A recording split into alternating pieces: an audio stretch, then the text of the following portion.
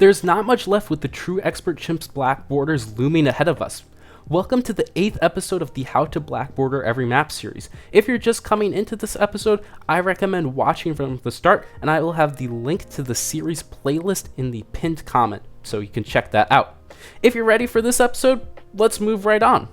So as a recap, I will be showing you some live examples of me using all of the more advanced tips in a live commentary for those who want to see these tips and strategies put into a real example in context by a pro player.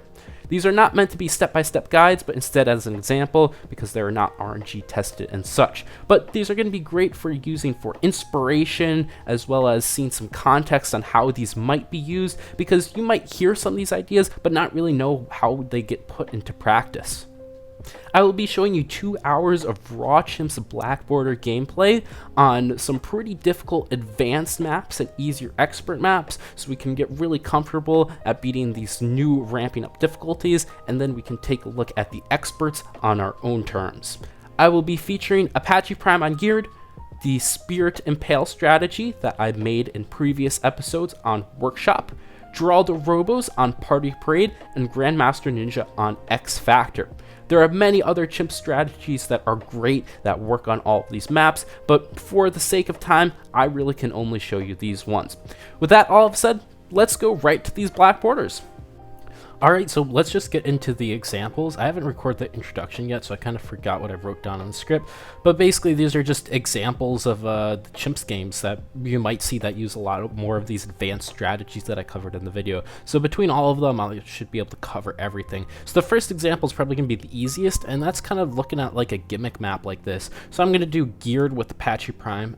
Very easy and common strategy, I'd say, to beat this one. So nothing super unique. But what's cool about using like Apache Prime on Geared is you don't really have a lot of options to use Apache Prime on later maps, because a lot of them just really aren't good for it. So it's nice to be able to use it here. It's like here in Inferno you can use it. So I'm just going to be going here. And also I should say that these are not intended to be direct guides.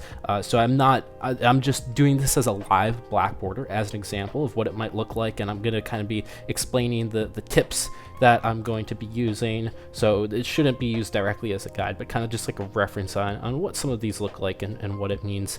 And also you definitely can use this to get some ideas and spark creativity. Maybe you might learn something extra or reinforce all of the ideas that I said in the series. I think is a good way of using it too, so you're kind of more familiar with what they actually mean by seeing it in practice. So here basically for this early game, I'm just doing something that I have pre-memorized. So when it comes to like a lot of these really hard early games, I don't know if I mentioned it on episode 8, but definitely in the expert section, a lot of them, they're just gonna be really annoying, and you probably could figure out a bunch of them. Some of them are like hyper specific, like Ravine, where, well, there's 2 ways to start, but the Desperado way actually like is really bad, so I just say one way.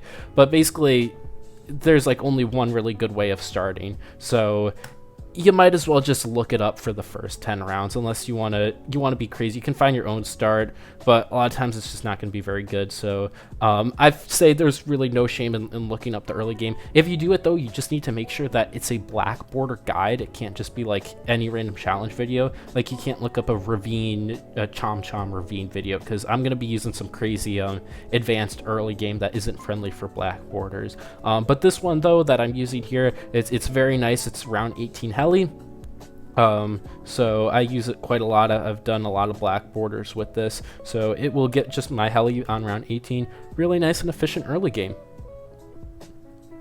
There's just a little bit of micro with the snipers involved, so sometimes you have to set some of these snipers to like first and all, but it's really nothing that crazy. And also I'm playing with auto start off, just keeping it chill.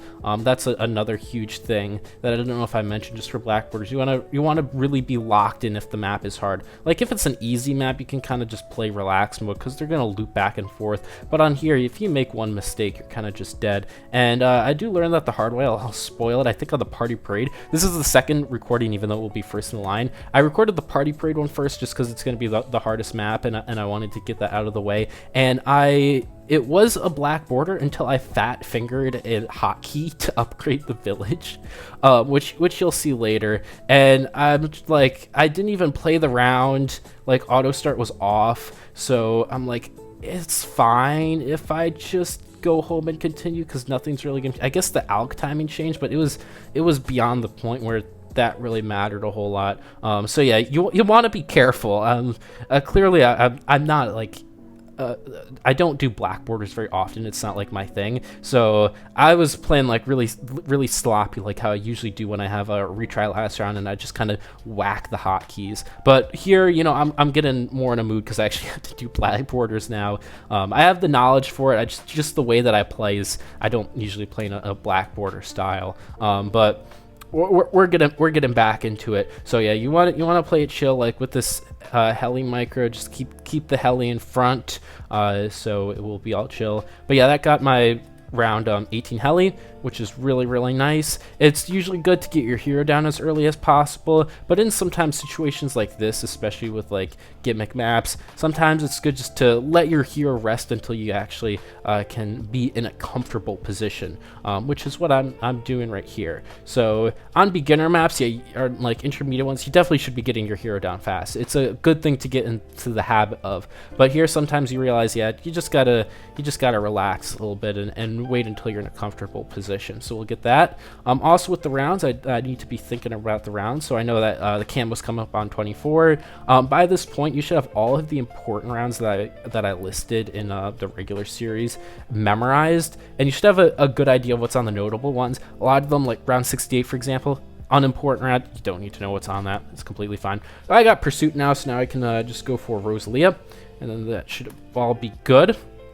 The leads are on 28, so let me grab a 100 sniper for that. And the other issue is going to be camos, which is kind of another point that I'll bring up here. That's sometimes on these maps, like there's really no good way at taking out the early camos. If you're going to be needing a camo village by round 42, a lot of times you're just gonna have like a janky ass setup to beat the camos, which is completely fine. So I'm gonna find something goofy and weird. Anyways, I got Rosalia down.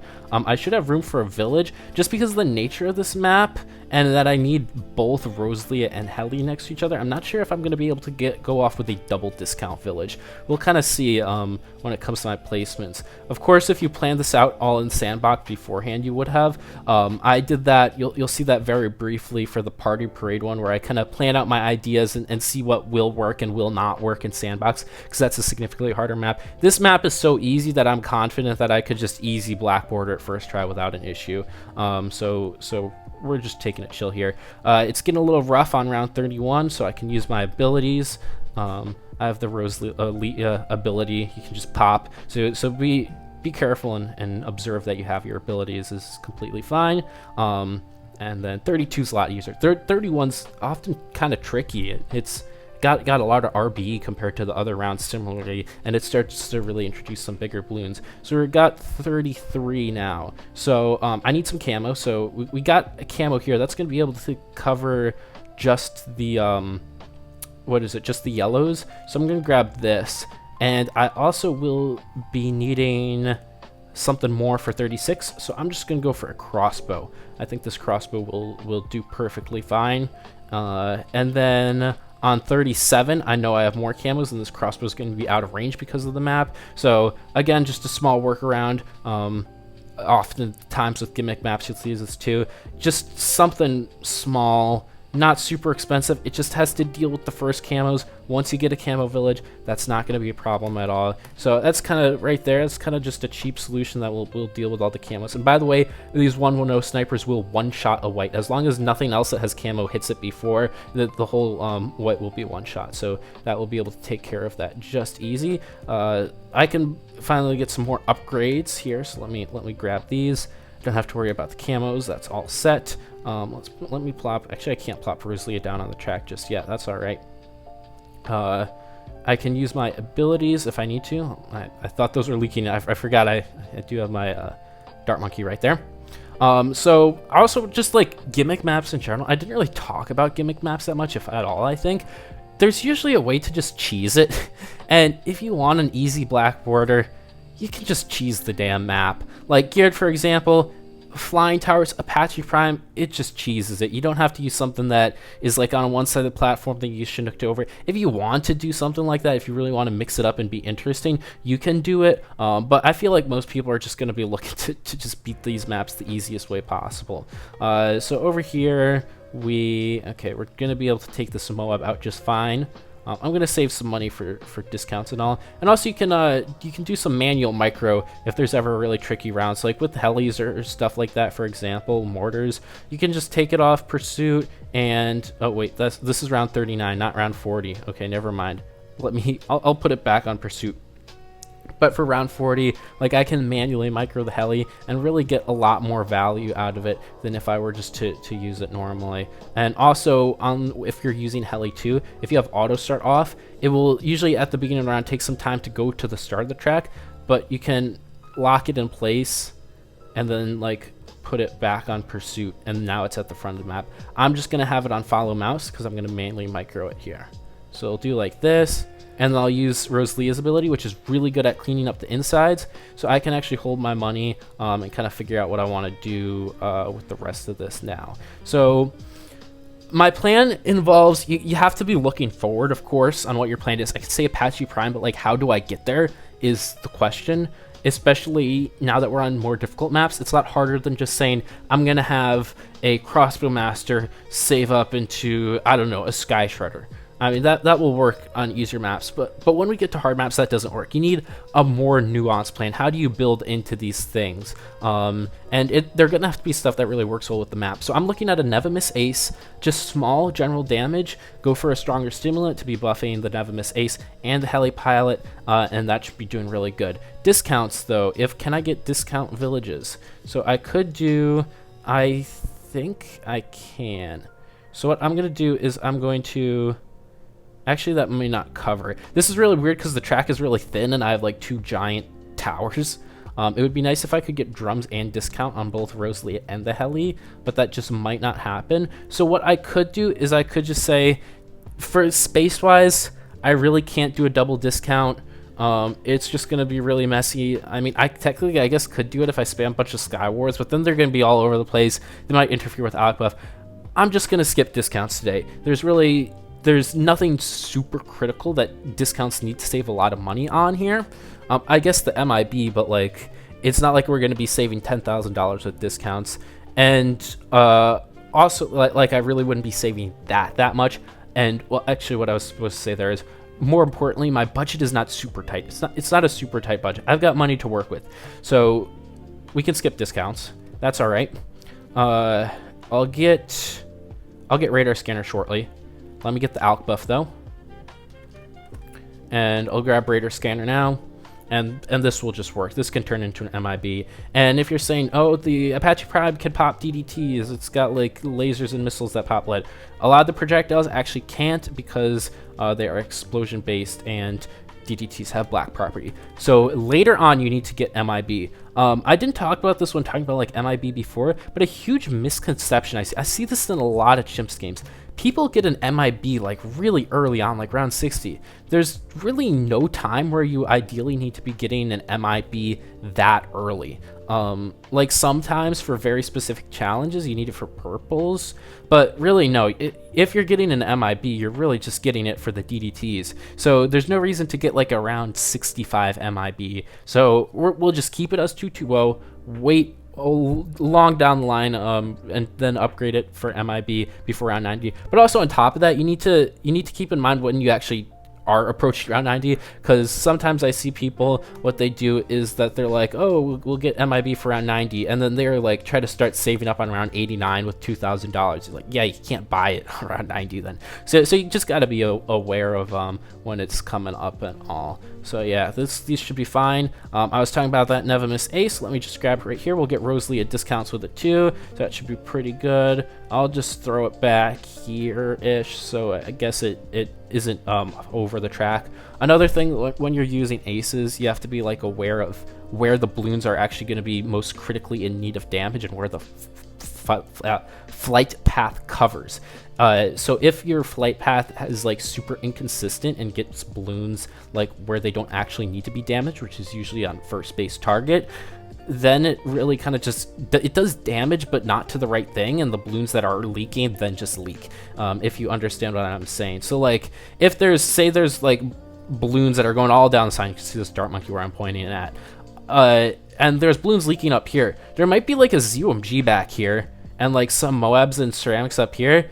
If your towers are shooting what's over here, they're doing damage. They could maybe even do more damage, because say they have like good single target, but like the stuff here is still leaking out. So if a lot of times there's like ace flight patterns that people put like this giant overarching loop with a sky shredder, and half the time it's over like a very useless area of the track.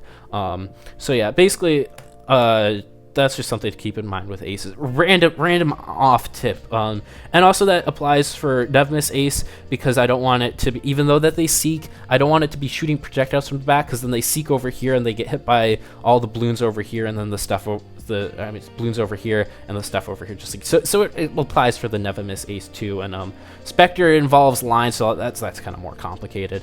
I kind of doubt people will be doing Spectre micro. So anyways, what I'm doing here, I just have something that does easy general damage. It will allow me to get into my Apache dart chip super easy. And oh, I was gonna buy stronger stimulant first. That's completely fine. I guess that's another tip to talk about, even though I did not do it.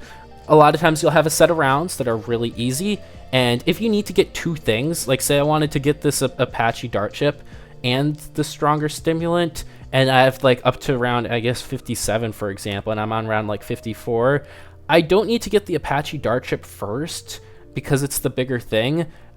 The rounds are easy that if I get the stronger stimulant, I'll be safer on the existing rounds, and after when the easy rounds pass, I'll still get the money for the Apache dart chip anyway. So I'm going to the same goal in literally just an easier fashion. So that kind of is really big for like large save up as well, like why you might want to delay your save up to round 84 instead of 82. If it's a little bit tight, you can really play it a lot easier. Maybe get like that Moab glue that you intended getting on late game. As long as you're still getting to the same goal at the end of the day, you can just find easier ways to do it with easy rounds. All right, so round 63 is coming up here. I don't think this is going to be any struggle. I have Rosely abilities if I need that. Also, I'm really, really tired. I think I have to like take a nap after this or something. Probably not the best to play tired. Let's see, how is this going? Oh, absolutely destroyed. Spectre, no, that's not a Spectre. Apache dart chip has pretty good pierce, so I'm going to be able to cover that pretty well. I think I'm going to turn auto start on here. I feel pretty safe. So yeah. So anyways, geared as a like gimmick map is kind of just solved. You can really just cheese these maps. Other maps though, they're not as hard to cheese, especially with like Party Parade. So we'll kind of see how I tackle an idea with that, where we have to split up defenses and all that. Other than that, this is pretty chill. I'm just gonna be saving up for my Apache Prime, so I think I will see you then actually. Okay, yo, we're back. I could have bought Apache Prime some time ago, but I'm just buying it now.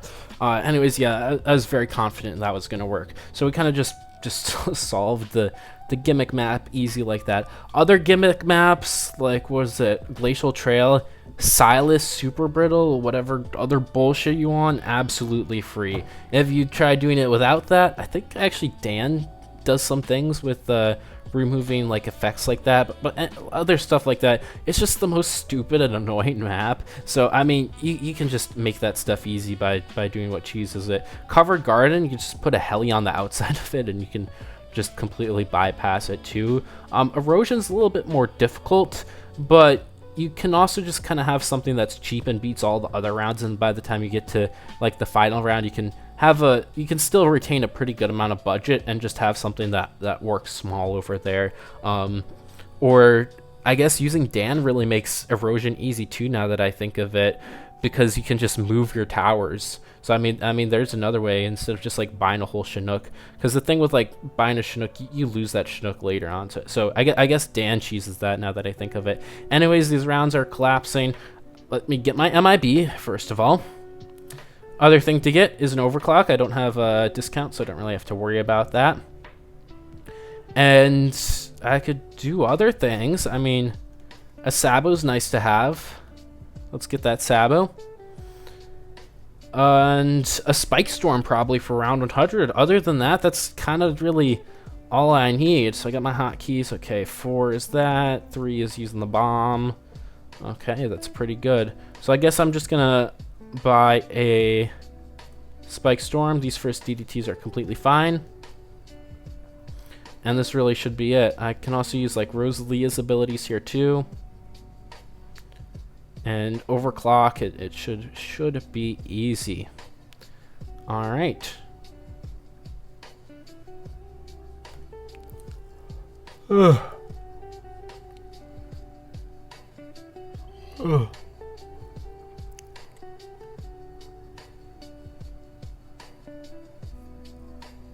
All right. While we're just moving through the end of these rounds, I would ask the question of like, if you've been watching the series, like what's been like the biggest things that you've learned and all that stuff. I made a kind of like feedback form just because I'm curious on what people are saying. So you could fill that out, but if you want to leave a comment too, that would be pretty cool. I'm just kind of curious on what people have been learning from the series and if there's parts that are good or bad, because I do want to make like more informative guides kind of like this and really improve my channel with these mixed in between and kind of revamp a lot of my old content to more better information, also video quality as well. Okay, so this stuff is getting a little bit fast. I'm gonna buy a call to arms because why not? That should be fun.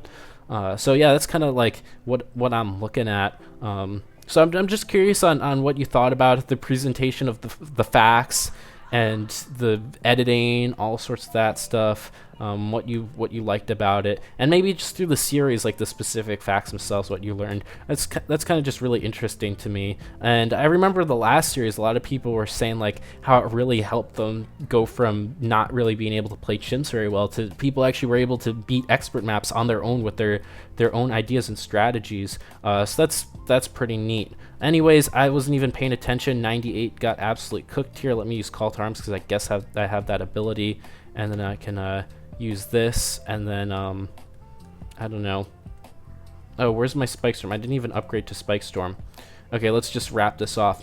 Anyways, what I should have actually mentioned though before, I thought I was gonna say it, but the strategies that I'm showcasing, it's a mix of while this game ends, of course, it's a mix of kind of ideas that we looked at before. So like you made strategies on your own in previous easier maps if you were following along with the series. So one of them, I will be taking the same strategy that I looked at and made, which is the Spirit of the Forest preemptive. I'll be taking that on Workshop, actually, the one that I made in the early, mid-game, and late-game examples. And then I have this map. It's kind of a classic strategy. It's more so focused on gimmick maps. Then I have a Geraldo video, which is also in combination for really bad split lane maps, which you see on Party Parade. And then I also have examples of kind of classic strategies that you should learn. I guess this is a classic strategy, but one of them that is really nice to learn definitely is going to be Grandmaster Ninja, which I'll be taking on X Factor, which is really good for learning with like placements and stuff. So that's why I included that. There's a bunch of other strategies and ideas that I thought would really help out with this series and this episode, but it kind of would just drag on way too long, so I'll leave it there. Anyways, this was kind of just an example of using some of these advanced strategies. Maybe you learned something from it, maybe you got a little bit of inspiration, maybe it was just relaxing. I know some people watch these videos just to fall asleep, so if that's you, let me know. Other than that, let's move on to the next example. Alright, it's time for the next showcase, and today I'm going to be doing this one on X Factor with the Grandmaster Ninja. This one's kind of more focused for like the placements. For heroes, Geraldo's the best, but I decided to, I moved the wrong thing. Look at me go. Where is it? My camera. I decided to bring Oben. Pat, Fusty, Oben, and Gwendolyn are all decent alternatives. I'm only really not using Geraldo because I'm using Geraldo in an example later on, which I already have recorded. So we'll just go with this. So Oben's pretty good for the early game. He also buffs the Pierce. It's not like a crazy good buff Oben gives, but the thing with it is that it's pretty good for the early game, and you also get extra range, which is a nice little bonus thing to have. So I need to just get this start, if I remember how it works. I have to have like these guys on close, right? and then you go over to first, and then you go back to close, and then to first again, and then this should clear all of these blues of sorts. Yep, and then I just grab another dart monkey. So I think people, there's probably like a double desperado and double mermonkey starts that works. This is the start that I learned like a long time ago, and I haven't really needed an issue. I really haven't had a reason to use a different one because I start with a sniper, which is kind of nice. But I guess it's easier because you don't have to do micro for some other starts. I really don't know off the top of my head how they go. I could probably figure out in a few bits, but I'm all right with this. I like starting with the sniper. So if you're playing X Factor, you might run a different thing, and I'll just grab another sniper. So I don't know if I mentioned it in like well, I didn't really say it, I guess, in the geared, but for a lot of these early games, you're probably just gonna have a lot of random small base towers to be able to beat these first rounds, like some base dart monkeys, base snipers, this or that. They're really just fine staying at that 0-0-0 for the whole game. Base desperados or whatnot. Also more sniper micro. I definitely know I did that in geared, but just moving it to strong to first is a very common thing that you might have to do. So basically the big thing with Grandmaster Ninja is that you really have to plan out the placements. It's pretty tricky, and you have to get a lot in a little bit of space. So when I place Oben, I can't just like plop in the middle. I have to kind of really consider where everything's gonna go. So I'm thinking I might have Oben like right over here, and then I can put like some ninjas on the side, and I'll have the Grandmaster Ninja right in front, and then I'll have the Alchemist and my actually I might just do Oben all the way to one side. I think would be easier. I'm not too exactly sure just yet. It's a lot of choices with these, so you kind of have to really weigh your options, think about them. Placing everything in sandbox probably be a good idea too, of course, which I guess is something I should focus more. I talked a little bit about it during geared. So I'm gonna go with Oben right here. I just want to get a little bit of this upper track, just a little bit. I don't need a lot, and then I can place my ninja. So my head Grandmaster Ninja will go right about here. I want to make sure I can get the placement close in. So it's got a lot to work with. And now I'm just going to upgrade this to 302. It looks like the range is small, but we'll have ways to increase the range, so it will be bigger. And also, we will be having seeking projectiles, so that's going to be good. Open brambles, I can use this to... I can actually time open brambles, which is quite nice. But yeah, if you have your abilities, use your abilities. They're going to be very, very useful in the early game. And also with abilities, you have to kind of be aware of when you use them too, because if I say use my brambles on like the end of round 35 and it gets eaten by like a bunch of those random, I think it's black balloons at the end of 35, and I need it for the start of 36, then that's an issue. Or like 36 might be kind of RNG without it is another thing that you might end up seeing. So you really have to be aware of when you have your abilities up, especially in the early game, because these rounds come and go really, really fast. So let's see, we got, okay, I was ready to micro my sniper right there, so luckily I got it. I got the double shot up, which is nice.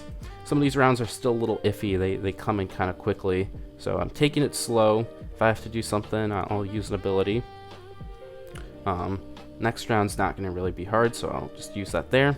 And we got all that covered, so I'm going to grab a 1-0 sniper. Now I know Oben pops lead, but the thing with a lot of these towers that pop, or heroes that pop lead like this, they're going to be positioned far back, and by the time that the leads get into Oben's range, like if they're coming down here and they get into Oben's range, it's going to be so far that it's just going to pop into it's pop into pinks and just leak straight out. So I'm going to pop the leads actually before they get to the towers, and also that's because if you're using sharp type towers, it's going to be blocking their projectiles, especially something with like this double shot ninja where they seek, that's going to be blocking all the projectiles. So if there's other balloons too, like on round 37 or 38, then those are just going to end up getting through. Okay, so we got all that covered, and it looks like we're doing pretty good. Now with this strategy, okay, 31 is going to be a little bit difficult, so I'm going to wait for him to shoot up there. So okay, that didn't actually go where I wanted, but that's fine. I covered that pretty well. So there's a few options with this. You either can go like for Alk buff first or for Jitsu first. I'm just going to go for Jitsu first. Oh, we got leaking reds. Okay, good thing I caught that. And then this should be good. And now I definitely want Alk buff, especially bigger range. The range is low-key very, very sus on this right now. Oben does buff the range a little bit, so that's going to be a nice thing to have shortly, but yeah. And then also we need to think about discounts as well. I'm going to be getting discounts a little bit later down the line. So now Alk buffing with this, you have to be very careful because Alk is going to be buffing the closest tower.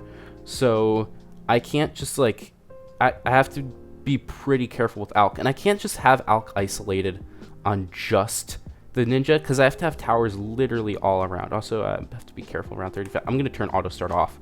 By the way, that would probably be a good idea. So I know a lot of people, they try to just get their Alk to only hit the ninja or whatever, but when we're using a lot of towers, especially in harder maps, when we have to have our towers close together, that's just something that can't happen. So you need to get used to being able to put your Alk close up so it only buffs it. So it's gotta be just touching the pixel of the feet of the ninja, but if you move it down, you still have a few pixels to go down, so it isn't technically registered as closest to Oben. So I think about there should be good.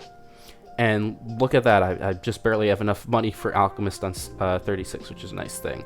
So we can beat all of that, and also can use Oben's Brambles. A lot of times, and this is also relevant for what I was talking about with consistency when you're doing black borders and you retry last round, the Alk timing will restart from the round. So on 36 a lot of times you might have Alk for this wave, but then the next wave you don't have it up, so you can use your ability to cover when the Alk timing is down. Alright, so we got that covered. Now 30, now what am I saying, 40 will be an issue. A lot of times on shorter maps, this one ninja isn't really enough to just cover around 40, so I'm going to be using Oben's Brambles abilities to try to knock the Moab open pretty well. So that's what we're going to be doing here. Other heroes, you have some other options. Pat Fusty, you can get the slap and use the roar. Geraldo, you can use blade traps really easy. Gwendolyn's a little bit harder because a lot of times the cocktail doesn't necessarily do a lot if the map is just like a single lane, but we do have money to work with, so we'll check this out. All right, so I'm gonna go for I guess just stronger stimulant, cross path that, and I'll place the first of my villages. So I'm gonna be getting 2 discounts here. Double discount will save a lot of money. Sometimes if the space is really tight, you can just go for 1 discount and MIB skip. Of course we'll be MIB skipping, but with the amount of money I'm spending on tier 3s, a double discount will save a lot of money. A triple discount will also save a lot of money, but there's no way I'm getting enough space for that. And when you have a triple discount, it's hard to even get things triple discount in the first place. So let's put this right here so I can put another village on the other side and everything will be spread out easy. That will give us a bit more range. And now we're going to wait. Can I get Oben Alk buff? Because Alk buff Brambles is really, really good. No? Okay, we'll just use Brambles there. Okay, that cleared it up. Honestly, what I should have done really to make it easier is by stim before, so I can get Alk buff on Oben Brambles, and then it actually shreds. It's better, in honesty, just to use Oben's Brambles when he starts attacking on the Moab layer, because it's best at doing just like single target damage to take out the Moab layer, then like this higher pierce tower cleans up the insides. I kind of did it the reverse order because I realized it didn't have Alk buff on it, and I was like, oh, can I get it? And not really. But luckily we were able to get past that, so that's all good. Anyways, it's time to move on. I should be good for like 41, 42, 43. I definitely will be using Bramble's ability on 43 though, because that round's kind of scary sometimes. You know, it's kind of scary. So I got my first discount. Let me grab my second discount right here. Camos aren't an issue, of course. So we can grab discount number. Actually, I'm thinking I might change it up. I might put the discount right here. Now, one thing, this is a trick that you can use a little bit sometimes. You can put your discount villages hugging the Alk, so you don't have to worry about the Alk having priority buff on like a Shinobi. And I think this will be, it's technically not as good for the discounting as a general, but if I put my discount right here, I can then get my sticky bomb. No, not sticky bomb, the flash bomb right here. And the reason why I get flash bomb is because it holds ceramics better. It will clear the leads easy, because when I have AMD is just going everywhere. This is less of an issue with like Oben and Gwendolyn, but when you have Geraldo and Pat Fusty, the random leads are a big issue. But other than that, it stuns the balloons, so it keeps stuff from leaking, especially if you have to start dealing with some like random leaking super ceramics if you have to extend your save up into the 80s, which I'll talk about the 2 save up options here. So yeah, this will work here. All right, I got my second discount. I'll grab drums next. Let's see, we got 43 coming up here, so let's put brambles down. All right, that cleared pretty well. I'm not going to be needing MIB, so I think I'm just going to get drums right here, because I will be using Glue Storm to MIB skip. Glue Storm brings a lot of benefit, especially when I'm using Oben. I really need a damage debuff. Like, you need a damage debuff bad, so definitely getting the Glue Storm. All right, so we got that, and because this doesn't need a middle cross path, I can just go for bigger radius. So yeah, this will just be a standalone discount, so it's got to cover the price of this entire thing in order to make money, but it will do that. So let me get my flash bomb now. Under double discount, this thing will be a lot cheaper. So we can make sure we got our perfect placement,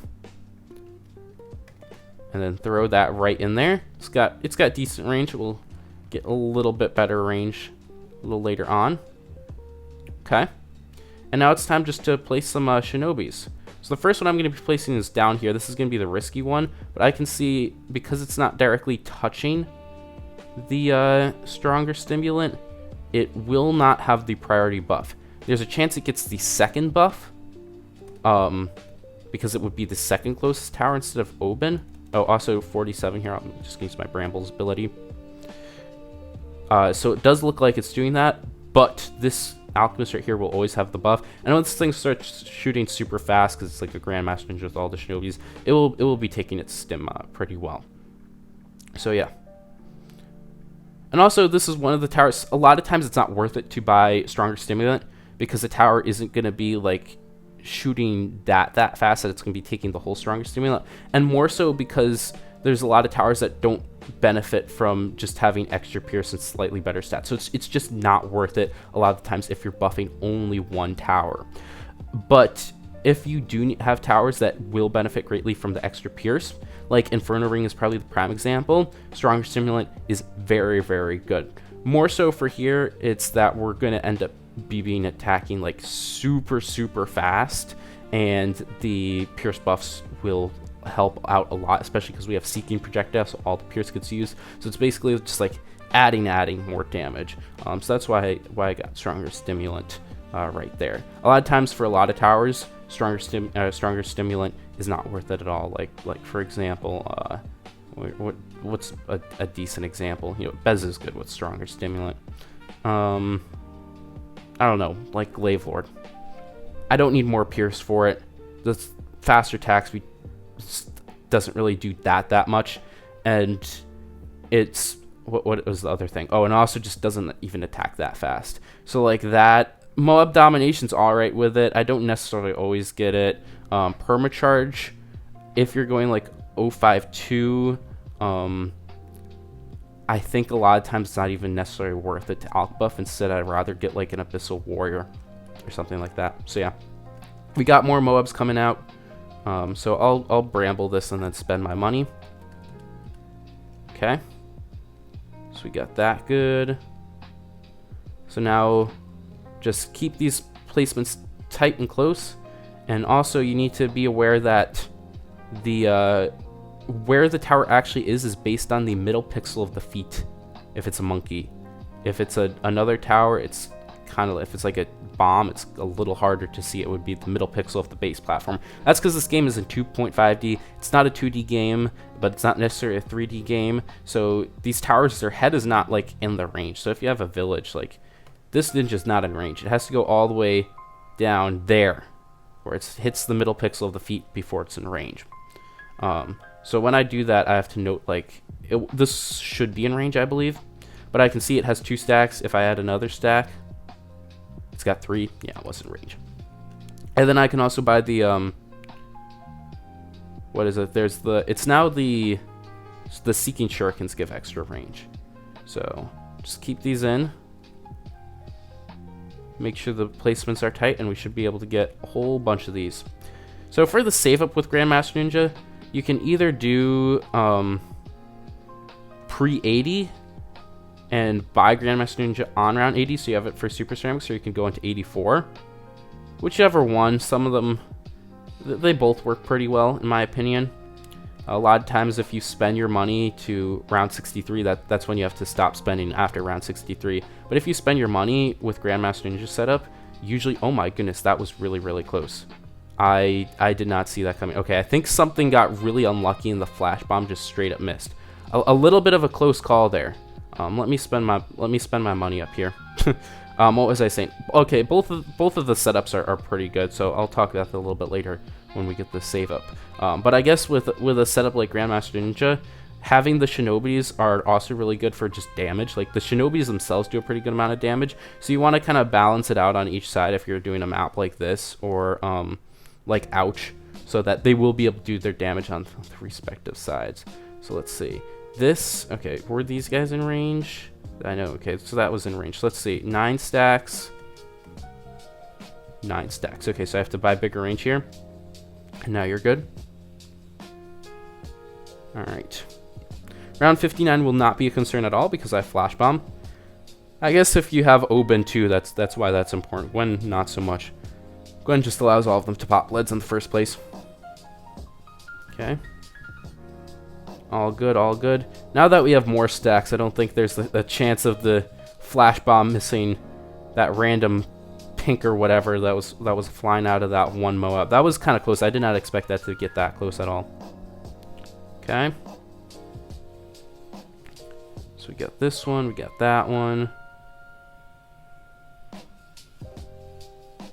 Let's see, will this one be in range? Yes, it will be. This one, I believe, for stack number 16, we have to get out of range. And by the way, discounts are saving so much money. These things are normally, like, if you had to buy them, they'd be quite expensive. Also, round 63, the Flash Bomb helps a lot for 63, which is nice. So we got that down. But normally these things would be pretty expensive. With double discount, we can get them to be a lot less. So this was 1,940 with double discount. This one was 2,060 with just a single discount. So each one of them having the double discount over single discount saves, and that's only the 5% buff, saves $100. So I think it would be like $300 saved per with the double discount compared to not, because it's 15% compared to 20%. So yeah, really, really worth it. These things save a lot of money, especially on a setup like this. So anyways, round 63 has passed. So I can make the decision of starting to save up now with just this setup. I have 15 stacks, which is pretty good, or I can go into the 80s and start dealing with Super Ceramics, which aren't necessarily as scary as it sounds, because this thing will stun the Super Ceramics. But I'd go into the 80s, then buy Grandmaster Ninja a little bit later on, probably buy a Glue Strike there too to help with the save up. But doing that, I would get all 20 stacks before, and then we'd have the super powered Bloon Jitsu, and then that would be pretty good. So I think I honestly am going to go with the other route, and I'm going to get Grandmaster Ninja before round 80. Both are acceptable. In honesty, I feel like saying just the round 81 is safer, because you can spend your money up to 84 and just not really have any issues at all. Sometimes, like this setup, you do get your Grandmaster Ninja earlier, which is a nice thing to have, but it's, I guess, the same idea of like you make it to the same end goal, but just at a different pace, and making it to the same end goal is basically the exact same thing, no matter the approach that you do it in, assuming that you don't buy random junk. But I think it's kind of nice to get Grandmaster Ninja. The only thing is, like, sometimes move around 75 or 79 can be a little iffy, but I think it's alright. 15 stacks is quite good. If you can only manage to get like 10 stacks, then that would be quite concerning to be able to beat like round 78 or 75 or 79, but this is pretty good. And I also can use Oben's trees and stuff, and Oben's abilities as well. Also, there's something that I said at the beginning of this video that I would talk about that I completely forgot what it was. So I might try to figure out what I was trying to say there. I think I'll end the recording and watch the beginning of the video and see what it is, because I do remember saying something that I wanted to talk about. Now I forgot what it was. Okay, I think I looked back at the recording, and I think what I mentioned was something about like planning placements in sandbox and stuff like that, which is definitely a good thing to do. And if you're doing a map where placements are going to be really, really tight, especially when you consider all of those random small early game towers that you might have to get. Like, say if you're on Bloody Puddles and you want to have like a big clear space to put all this stuff, but you have all those small random towers, you really need to be aware of everything, where everything is going to go, and all of that stuff too. And also just in general, I think I did talk about it, but I guess I can talk about it again, and it's good to recap this stuff. For these harder maps, we're going to have to take multiple like stabs and attempts at it. So doing your gold border run first like your sandbox testing for just ideas. And sandbox testing doesn't necessarily mean that you have to have your full setup as it would be. You can use it to kind of like look at ideas, punch out ideas, see, does this work out well? And it doesn't have to win a round. You can make a setup that fails like round 98 completely, but you're like, okay, this has a chance of working. It's pretty good. It's close there. It just needs a little bit of improvement. So you could kind of find ways. Maybe you could move around. Say you have a mid-game carry that doesn't really, say you're using super brittle, and your mid-game carry doesn't really work that great with super brittle. You could be like, okay, maybe I could try focusing on a different mid-game carry that will work better with super brittle, and then I have more impact in the late game. I could make an improvement there. I could say, hey, this support tower, I already have a lot of pierce, so I say probably don't need this Abyssal Warrior. I can then swap that out instead for something different. So just ideas like that really will allow you to kind of switch around, see a setup in sandbox and say, okay, this can work, I can improve this. And it's kind of for like building ideas, see what works in practice, I guess. And then once you have an idea, you can make a setup, you can test rounds, so you can like ensure that, yeah, this will work in my game, which is definitely a good thing to do. And then you can do your gold border run, because even though that you might have tested like round 98, round 99, you're not going to test every round, of course, for like round 6 through 100. When you go into gold border, you're probably going to be surprised that some things just don't really quite worked out as you maybe have intended. Perhaps you didn't really check too much for RNG, which is something you should do. You should, when you're playing rounds, you should test them a few different times for RNG, because you don't want to be playing with like a super inconsistent setup that gets to round 98. So just stuff like that. And then yeah, you do your gold border, just note what works, what doesn't work. Especially the early game's probably going to take a lot of trial and error, which is completely fine. So you want to figure out your early game, and then once you're all set, you could go for the black border. And sometimes it might take multiple times for black border.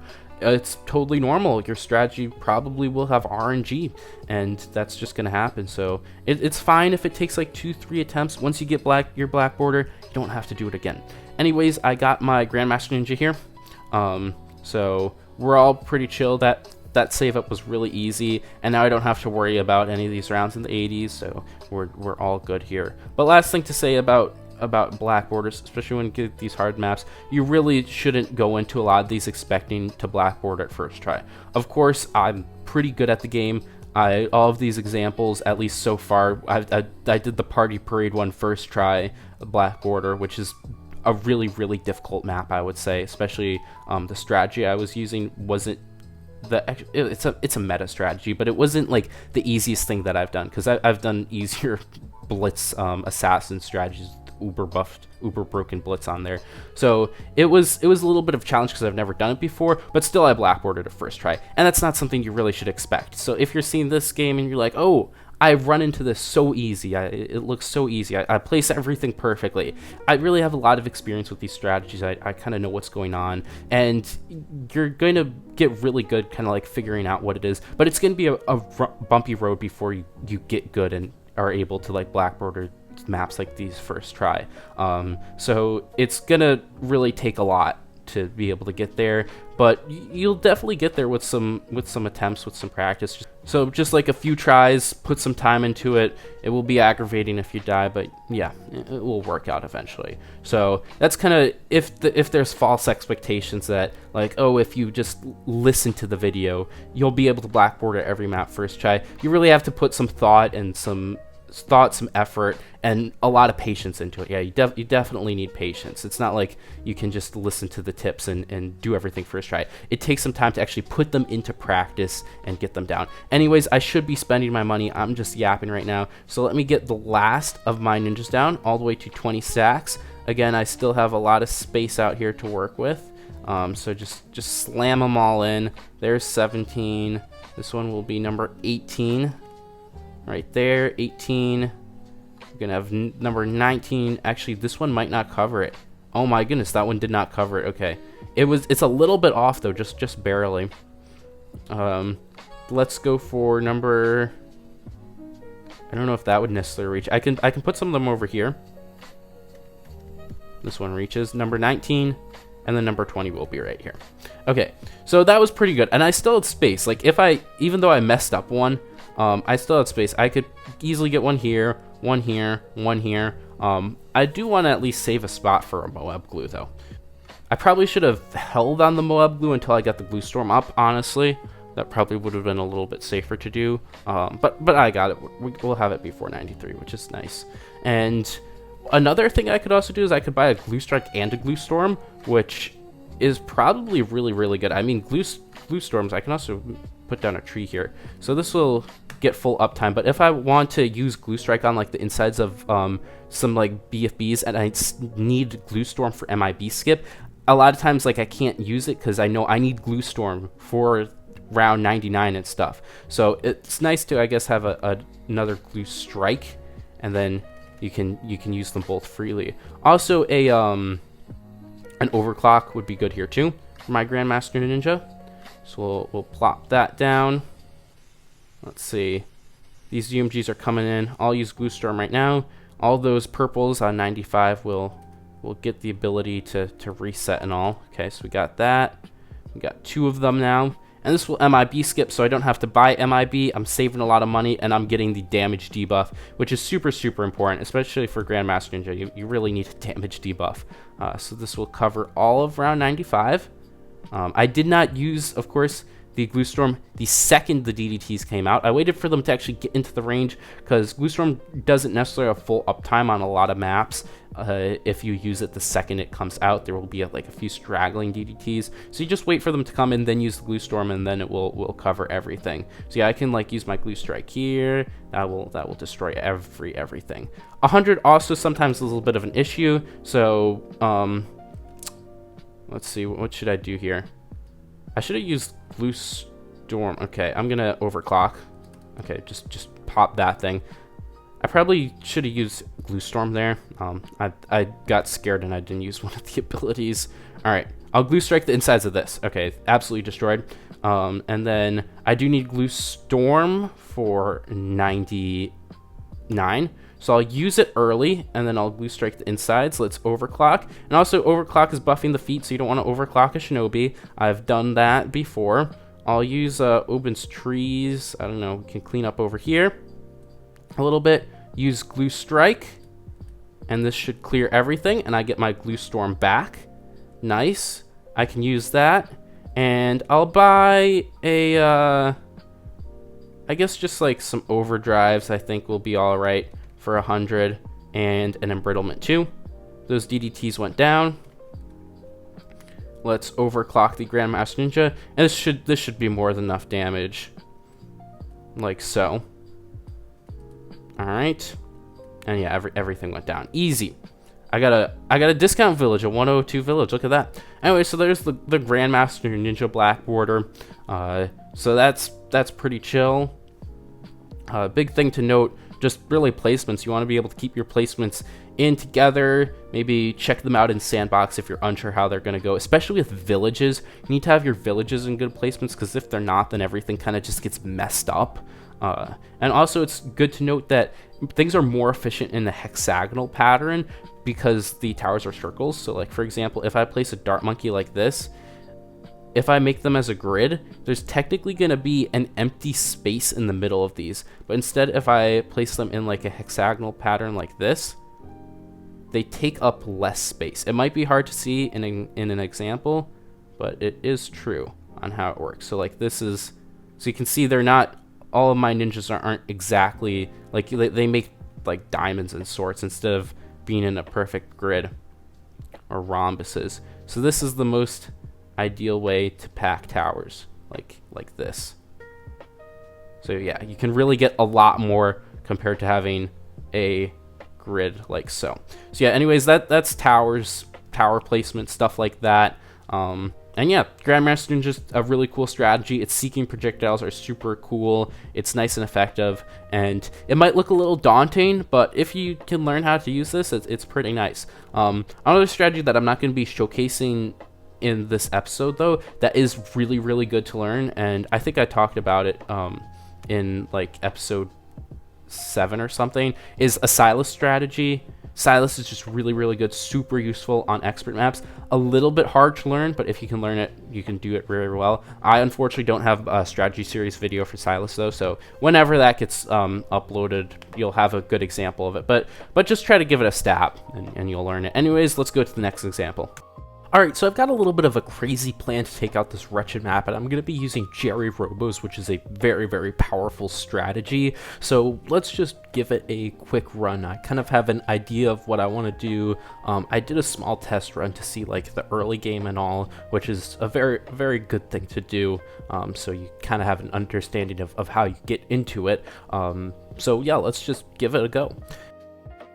I'm going to be starting off though first with our Desperados, one right there, one right about here probably, and then I'll get the Dart Monkeys, Geraldo, all this stuff up. And there's going to be one really big challenge with this strategy, is the mid game is just kind of really hard, especially when we bring it up to a map like this. It's really going to be tricky how you even beat the mid game of this. But in the meantime, we got to get past the early game. So our 2 Desperados are going to be pretty good, and now it's time to just get some darts in. I'd say it's really nice, the early games with Gerry Robos, because you can just use darts and then you cape them into supers later. So you're kind of getting a double use out of these darts. Right now they're just cleaning up whatever comes out the back. I'll set these Desperados to strong now so they can pop down the larger balloons. It's going to be really nice for like round 15 and stuff. Alright, let's get more of this. And also, I should preface this. Actually, I don't know if this is going to be the first video used as the example. It's the first one that I'm recording anyways, because it's the hardest map, I believe, that I'm going to be showcasing. So maybe it will be a little bit later on, but I guess if I change my mind, you'll hear this twice. But these examples are not supposed to be guides. I have not gone through them, proofed them completely of RNG. It's kind of just live commentary examples of how you kind of want to approach these maps, and some different ideas, ideas of thoughts to take into consideration. And also you could use them as inspiration. You could use the same exact strategy, tweak it around. It's no guarantee that it's going to work, especially when you're black bordering yourself. You aren't too concerned about like if this has absolutely 0 RNG. If you get past it and it's really close, you still get past it, you got your black border. For a guide maker, it's obviously going to be a little bit different because it's got to be like consistent throughout, but I don't really care about that. This is just kind of the philosophy of black bordering. So this is my go at it. Anyways, I got Geraldo down. It's nice to get him down early. We can get some shooty turrets up and running. So with the whole idea of balancing stuff out, as you can see, we got Geraldo there, so now I'm going to get a shooty turret over here, and I'll just set you on strong. I might as well set this one on strong too. It's going to be able to get this really nice line over here, and if we need to, I can use a spike. Okay, we're good. That's a really nice thing with Geraldo. You can use spikes if stuff are leaking. Anyways, I can get a second shooty turret. I think I'll get 2 shooty turrets on this side, and then Geraldo over here and 1 shooty turret. I think that's going to be pretty balanced out. I really just need these things for super good pierce. And having auto start off for these rounds is also pretty helpful. So the other thing that we need is also my 2 snipers to be able to take out the early leads, and also just kind of get that single target. So while I'm waiting for that other, what is it, other shooty turret, I might as well buy that sniper. Oh, hey, look, it came in. Okay, so now we got 2 of these. I'll set one of them on strong, one on first, and then you're gonna be, I guess you'll just be on first. Okay, then I gotta get another sniper over here, and this is looking pretty good. Also, when we get snipers moving, I like to just turn the Desperados over to first, because then these guys interfere with the snipers layer skipping on the largest targets. So I brought those Desperados just to first. Kind of useful thing that I figured out. These spaced yellows are really annoying, so I got my spikes up if I need to use them. Really nice thing with draw though in the early game, 55 bucks. Unless you're like super tight on around 40, you can just put one of those down if you need to. And also for the first camo, I'm just gonna spike it. Actually, I might be able to get my spike factory up instead. I do intend on getting 2 spike factories for the early camos, so it's an idea. I think in my my one little test of the early game to give it a quick run through and figure out some of the issues with it. I did not get that spike factory, but I think it might be possible. So let's give it a run. Obviously, when you're doing your black border runs, it's nice to not deviate from your strategy too much. See, that was kind of close, I realize now. So that might have been nice to have. That's where it might have been nice, but it seems like it is working actually. So let's try round 23 here. If you deviate from your strategy too much, then yeah, see it worked. Anyways, what I'm saying, if you deviate from your strategy so much, then it's kind of like you aren't building towards your victory. You're just changing so many things up that you kind of put yourself in a new position, but equally as far away. You want to be able to kind of pick out the quirks one at a time.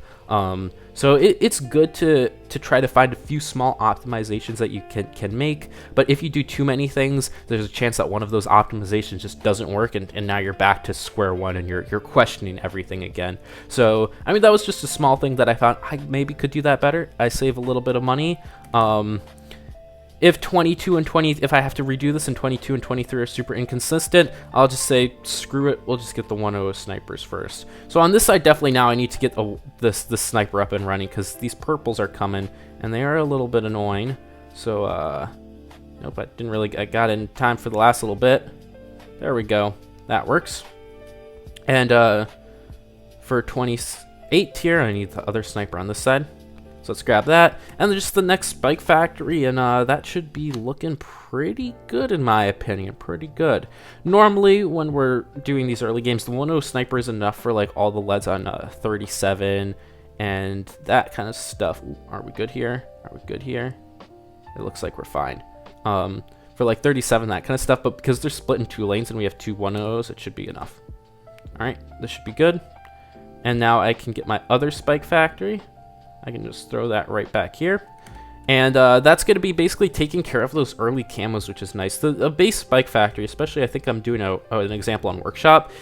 Oh, it's so good there. You just put it at the end. It kind of will take care of a lot of your problems. So we'll grab that there. Because of that, 31 shouldn't really be that hard. Same with a bunch of these rounds. And I have to go for my early game carry. So basically with the strategy, the Robos, the mid game is super hard, as well as early game, unless you're like on an easy map where you kind of can just go into a super monkey. Here I can't really do that, so I'm gonna need a early game carry, and then something that, not exactly a mid game carry, but something that pushes me well into the mid game. So what that ends up going to be, what that will end up being, I'm looking at the Never Miss Ace over here. So that's something that I'm gonna be building into next. Now, we got a spike factory here. That's just going to take care of all of that. I could greed an early discount, but I don't think it's necessarily that safe, especially because it's going to be pretty hard on round 40.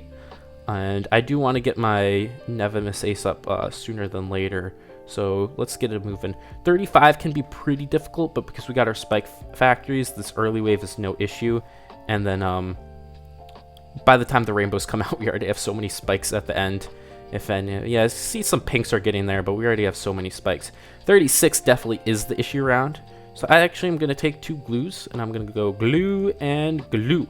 And also, I can build into my Never Miss Ace. So I want to plan some of my placements now. You can't just place stuff down and be like, yeah, maybe we'll be able to get our placements to work. I just kind of have to get a little visualization. So if I get a discount here and a discount here, this one is going to be camo, I think. So I believe I'm fine to place my ace like right over here is a decent spot. And then that will be able to get my village buffs, which I do need camo and drums later. So let's throw ace down right there. We don't have Never Miss Ace just yet, but 36 will go down. And the glue's really needed to be able to take out those pinks, because unlike 35, round 36 just comes out instantly. All those pinks rush, so the spike factories don't have time to build up their spikes. So I really need that there to be able to go into it. Okay, 37 is fine. 38 shouldn't be an issue either. I'm gonna buy this cross path right here. And then for round 40, I should be able to just blade trap that. And looking at it now, I think it is possible to comfortably greed an early discount. So maybe if I need to, that might be something I could have, because I do have quite a bit of money. I could get the Berserker Brew, but potentially that's not needed. For safety though, blade trap. I always say never over rely on these things, because they are a big waste of money, and a lot of times it's just not really worth it. It's like an unsustainable measure, besides on like round 40. That's really when the blade trap comes in clutch. So I can get this. I could get my Alk buff right now. Let's see. I don't have enough money for Alk buff, but the if the AMD lands on there, we'll be able to do a lot more. Yeah, it landed on a Desperado. Let's see. This should still be good enough, I believe. Okay, nice. We'll be able to continue on. I guess I should have waited until after round 40 to place the Alk, because then I can discount it. Okay, so camos are coming on 42. It's important to remember these rounds. So I do plan on using some camo pots, and then later on, I will buy the, what was it, Camo Village. So we got this. Then 43 is going to be a little bit difficult, so I'm going to Sharpstone.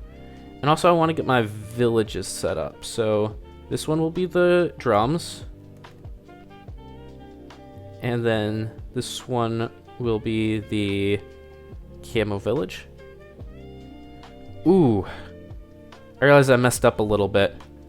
That's a really bad spot for Alk, because it's not going to have any discounts, nor will it have drums buff, which is a really nice thing to have on an Alk. So that's a little bit of a mistake on my part. I guess I should have realized that, but oh well, we'll push through it. So you definitely want to recognize your mistakes and say it out loud, so next time it comes up, it doesn't happen. Making a few small little blunders here today. Now 43, I can have a glue ready. I don't necessarily want to use a glue, but if I need to, I can use a glue. I did put a Sharpstone on my ace, so it does have a good amount of pierce. Are we able to take this stuff out? Ooh, not quite. I used an emergency glue way at the end. So anyways, yeah, let me get my Alk buff now. That's all right though. That's all right. We can use a glue up further, as noted later. All right. So let's get discount. These rounds should be fine.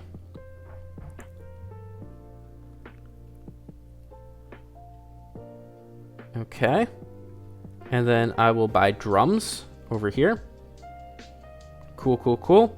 And this guy will be the Camo Village later, so now we got drums buff on that. 46 should be fine. And we still have Sharpstone over here, so that's good. 47, we got more camos. So I will do Camo Pot. And I'll also do a glue up here. I want to save a glue for, what is it? Round 49. So we have that.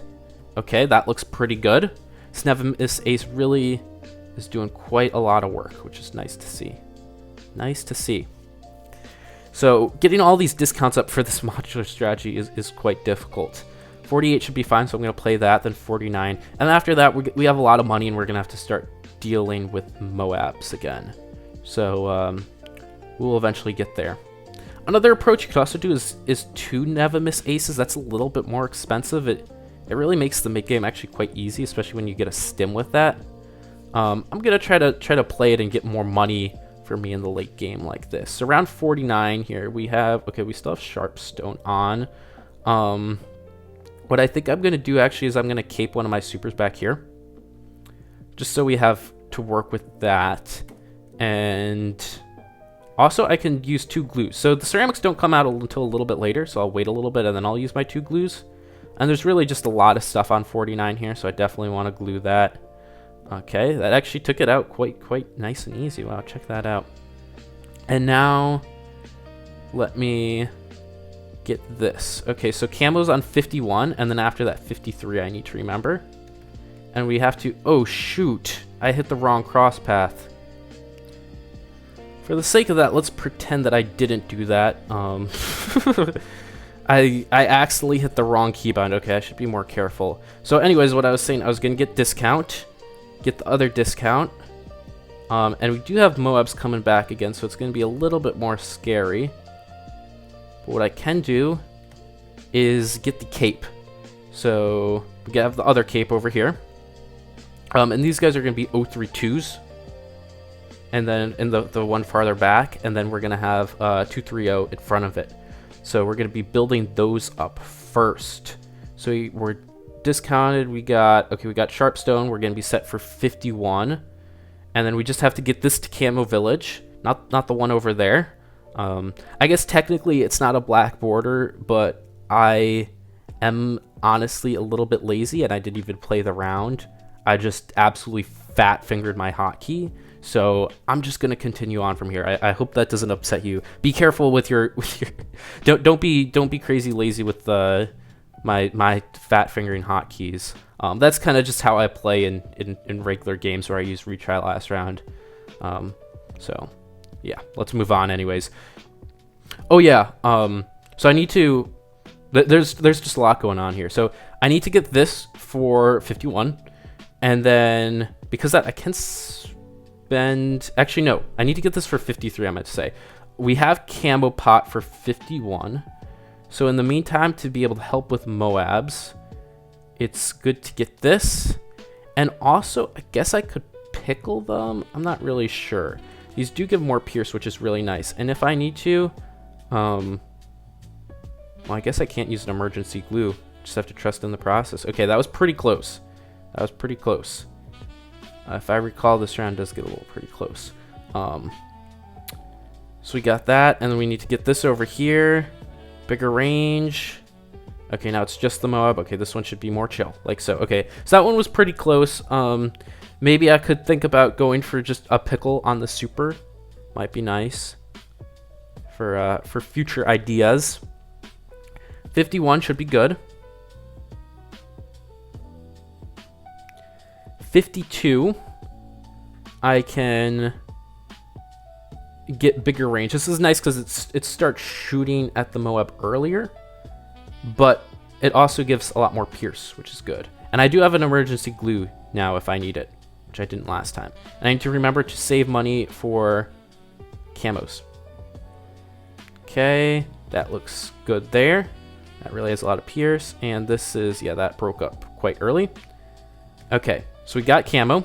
Should be good for 53 now. I do have access to bunny. I want to buy bunnies, but I think I'm going to get my robos up at least first. Because robos are important to get. After I get my robos, I'm really in a lot better situation just to work with what I want. Okay, really close there again. I need more pierce on you. Okay, there we go. We should be chilling a lot better. 54 is hard though, because there's a lot. So let's see how this runs. You know what? I think I'm just gonna put pickles on these guys. I really should have done that. I also could sharpstone them. Yeah, that seems a lot safer. 55 shouldn't be any issue. And round 60 is coming out of this lane. If you recall, there's one lane where first Moab, first BFB all comes out of. So I do want to get my Robo here up first. So we got camo here. So you should be fine, unless you can't deal with these rainbows. Okay, I put my camo pot there just to be safe. And I also have to remember we have round 59 coming up soon. So in the meantime, you're gonna be fine there. Let me get my first Robo. So we got that. Round 60 will be covered for. And now I gotta deal with the camo leads. So there's some options we could do to take these out. I mean, getting lucky with AMD isn't necessarily an easy thing. And I could do Gerry Fires. Those are really expensive though. But what I'm thinking actually I might be able to just do is I can put a Gerry Fire on the ace. And the Gerry Fire actually tracks the ace. Like, watch this. So I think this would be able to work for round 59 to be able to just at least get those camo leads, because it does fly in a circle. It should be able to hit them, and then AMD should be able to get whatever's rest. Okay. Cool. And now I just have to get that second Robo up on the other side. And then if I have two glues, okay, let's see. Yeah, look at that. And then it swings over. I mean, this map's perfect for it anyways. Oh, wait, some stuff are getting through. Okay. Let me buy this just to knock those out. Okay, good. it missed something, so I bought that just for emergency. A little bit of a scuffed solution, but I guess it's cheaper than buying two Gerry Fires. The Gerry Fires also aren't a good thing to be buying in the mid game, just because they last so short. They were all right when they lasted 10 rounds, but 5 rounds you place them for $700 and then they just leave. That's kind of tough. All right, we should be good here because we do have the Robo up. I don't have the crosspath yet because I need the other Robo. Okay, that somehow got really close. Damn. Wow. Probably having Sharpstone. Oh, Sharpstone ran out on this thing too. Okay. Yeah, we should have Sharpstone on those. Okay, anyways, you'll see. If you're doing black borders, sometimes you just get a lot of really, really close calls. Alright. We're good there. Come on, get me my Robo. Okay. Got a Robo. But it's totally fine if it's super close, as long as you're living, you're good. This is still black border besides multiple. I guess it's not a black border because I exited it out after buying the wrong village, but for all demonstration purposes, literally nothing has changed. There. Okay. We're good here. Now, round 63, 2 glues should last the whole wave. Oh, and Sharpstone. I forgot. Okay, there we go. They're good. They're better. We got it. Okay, so we got that taken care of. I'm gonna grab knockback, and the reason why I want to have one of these on knockback is for purples on round 95. Also, it's nice to have the knockback, and then the other ones are just gonna be plasma because they'll deal more raw damage. So as long as we just can take the purples, get a little bit of knockback, which is nice.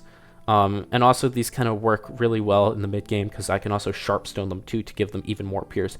Because around like 60, not 60, 76 and 78 are a little bit of a nuisance sometimes. So yes, this is looking good. It's looking good. Also, of course, I know it looks really close on multiple occasions, and I actually can turn auto start on because these rounds are easier. But with these maps like this, you normally have to give them a few runs. I did a little quick one for the early game, since I haven't been past this now, so I'm kind of just going, I think it was just like up to around 64, I believe. Oh, camo. I forgot about that on this side. That caught me a little off guard. Okay, at least I had money. And also I can get drums here too.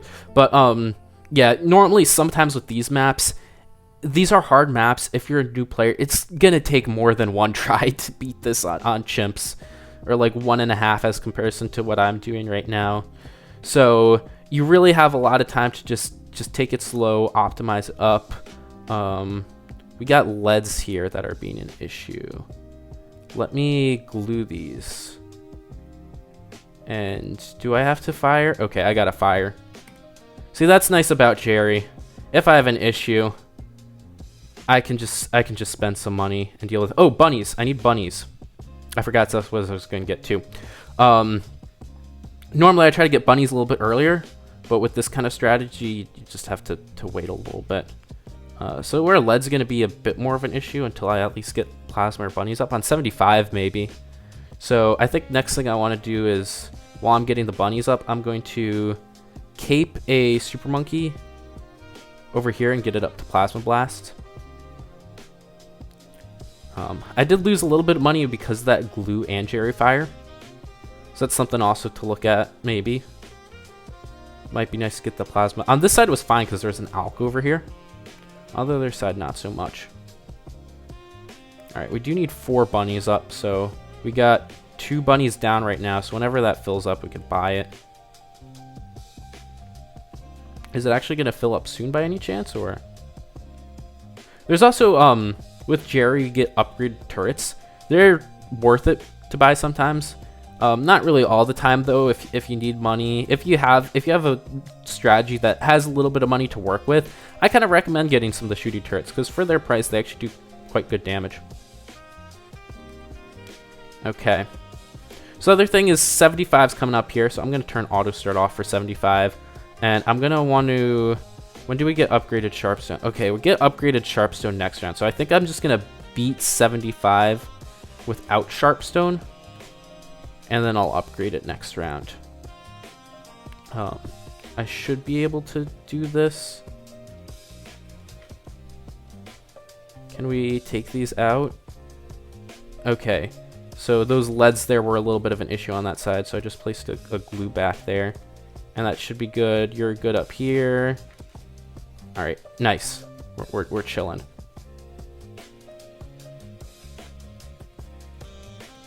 Good. Okay, so we get upgraded Sharpstone. I also get bunnies. So let me first of all start with this, and I guess I could put it on the ace too. Why not? Sure. And then I can get bunny, and now I got super bunny. I think Gerry's on strong. Whenever we get bunny, I'm gonna put him back on first. And 76 should not be an issue. Nice. And now it's time to just chill along. So 78 with our bunnies and our Sharpstone. I think that should be good. Bunny's gonna be on one side, so I think for 78, because there are more ceramics. Like the bunny wasn't on there, it got kind of close there. So I think what I'm gonna do is I'm just gonna glue the side that bunny isn't on for these next rushes. So where's bunny? Bunny's at the left side.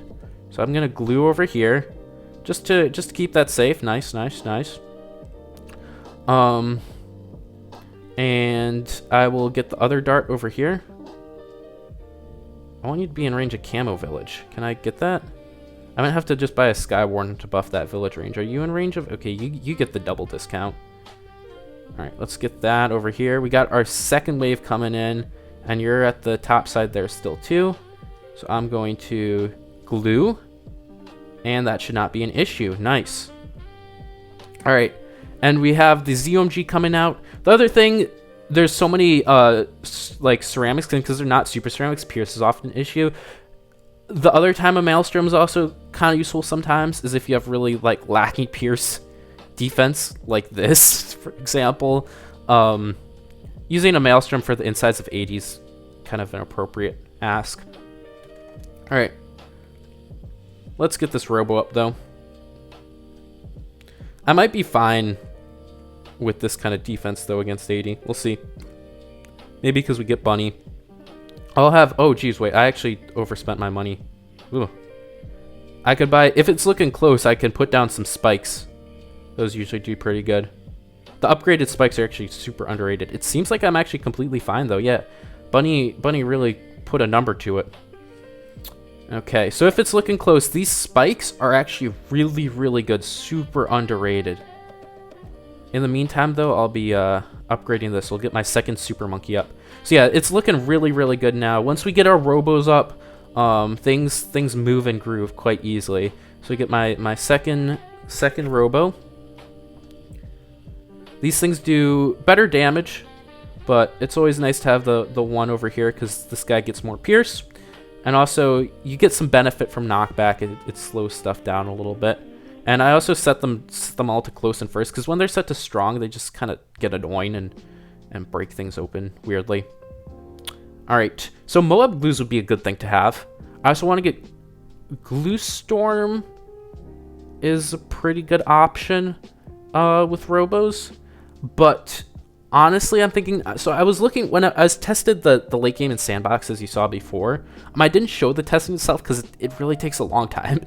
It's kind of boring. Like, I just sit there, I'm like, this works, this doesn't work, this works.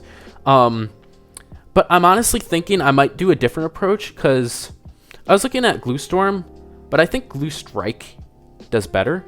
I could get 2 Glue Strikes, it's cheaper, and with the way that I'm doing, I don't need to MIB skip.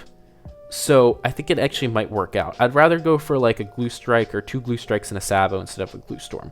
So I think that's what I might be looking at doing. With that though, I definitely want to buy Moab Glues. Moab Glues are very important.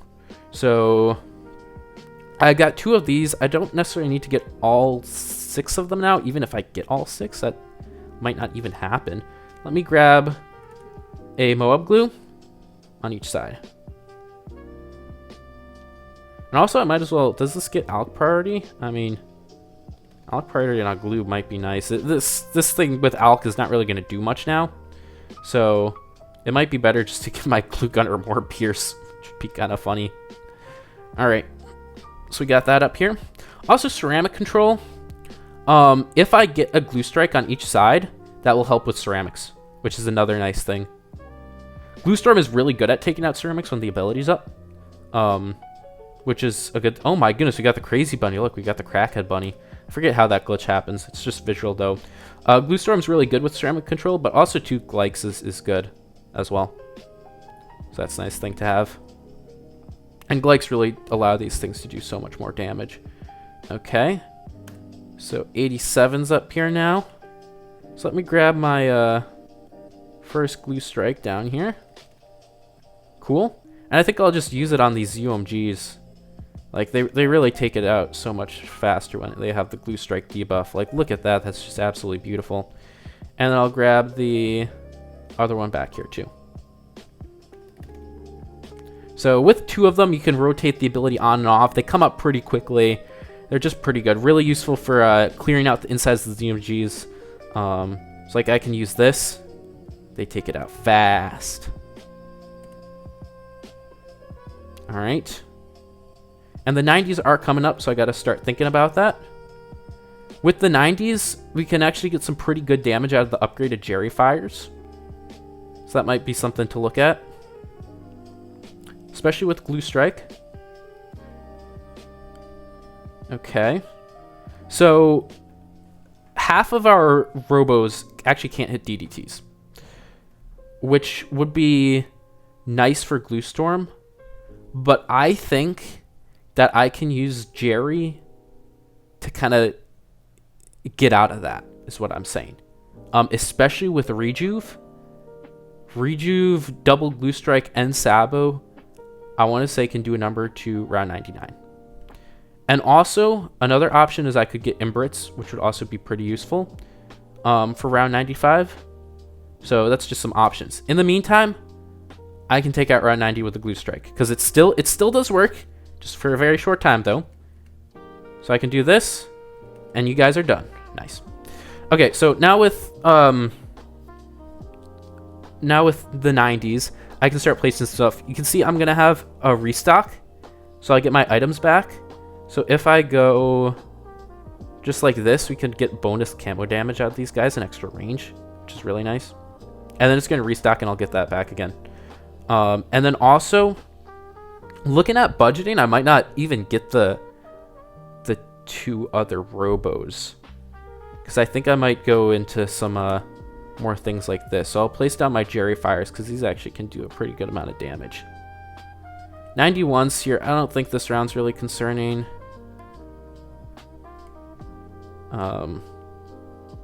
Yeah, we're fine here. And I'm going to get the restock.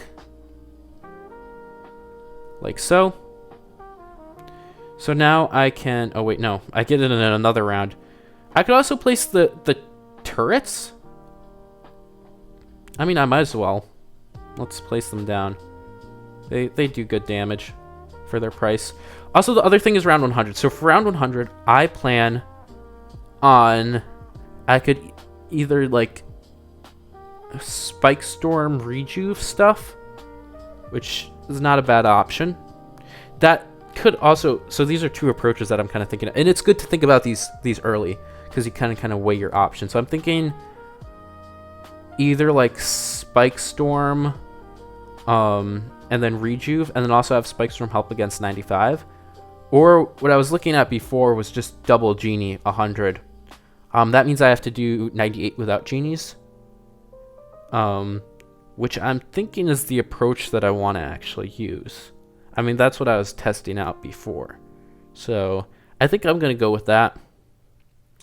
Let's just roll. 92 Moab Glues will make this not really that much of an issue. So we're pretty good here. And I can just glue strike these insides.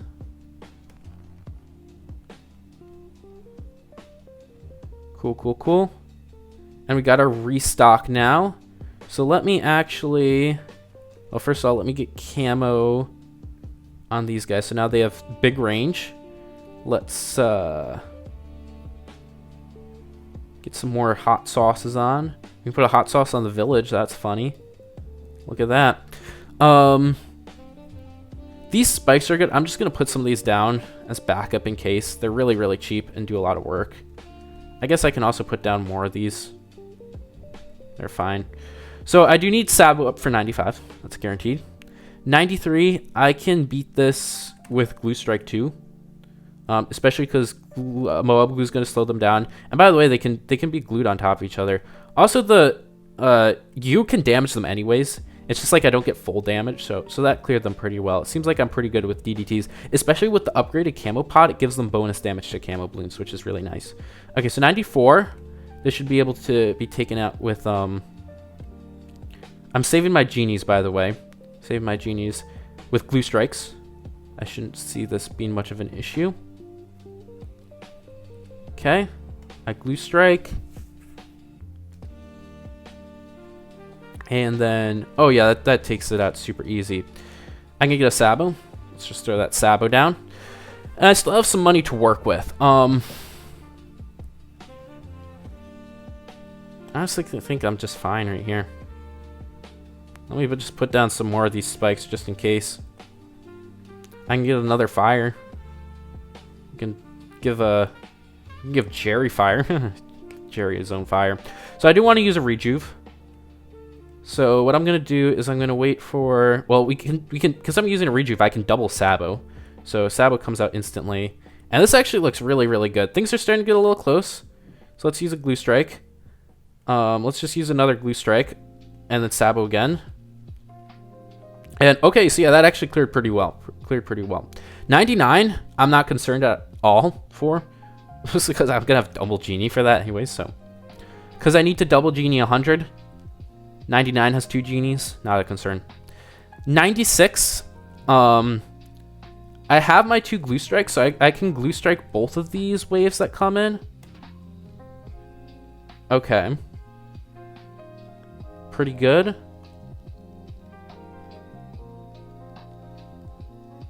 And then I can glue strike these UMG insides.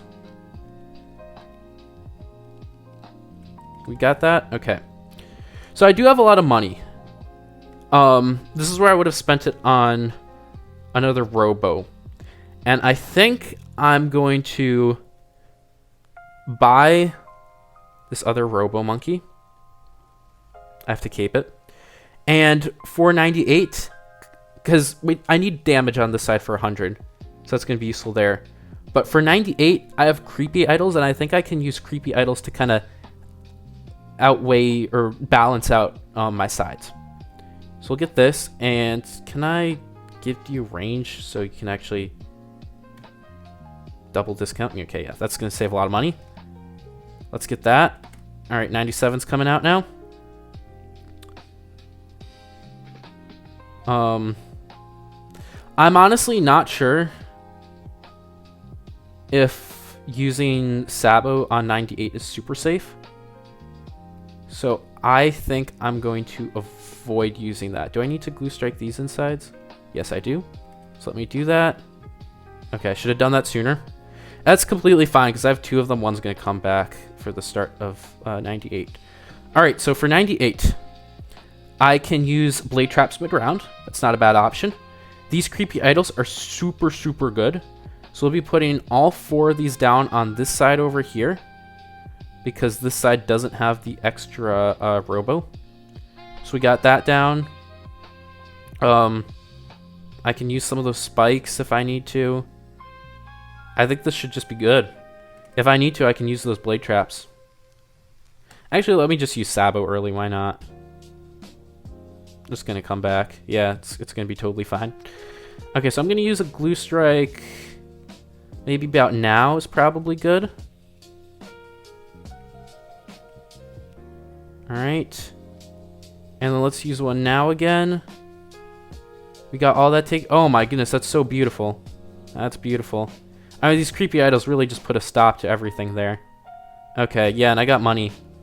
I got money, and I got my Sabo back. Okay, Sabo was kind of close, to be honest, but we got it. So these actually go from the position of where they are. So we put them both on this side for 100.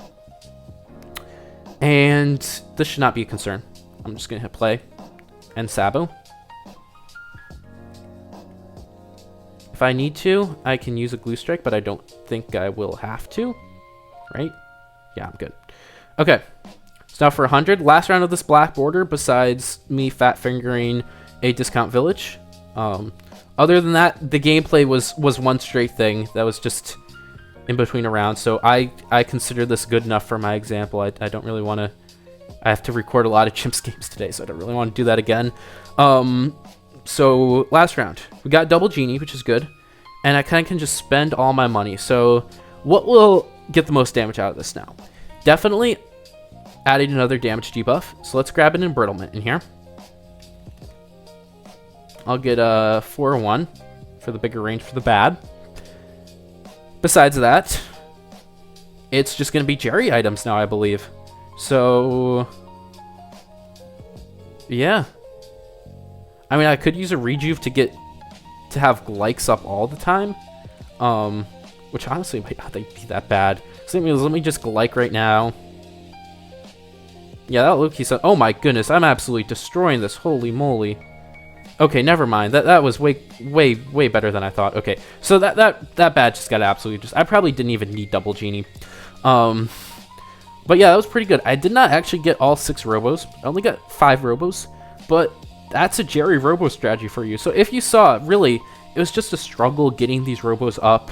It takes a little bit. There were a few close calls, and especially with that, with a strategy like this, it's going to take some time to really get that hard part down. But after that, the late game was easy. You saw that late game. That was an easy late game. I really had so much to work with. These robos, they can really put down a lot of damage. They synergize with Gerry really well, especially with Gerry, you can get them all discounted super cheap and easy.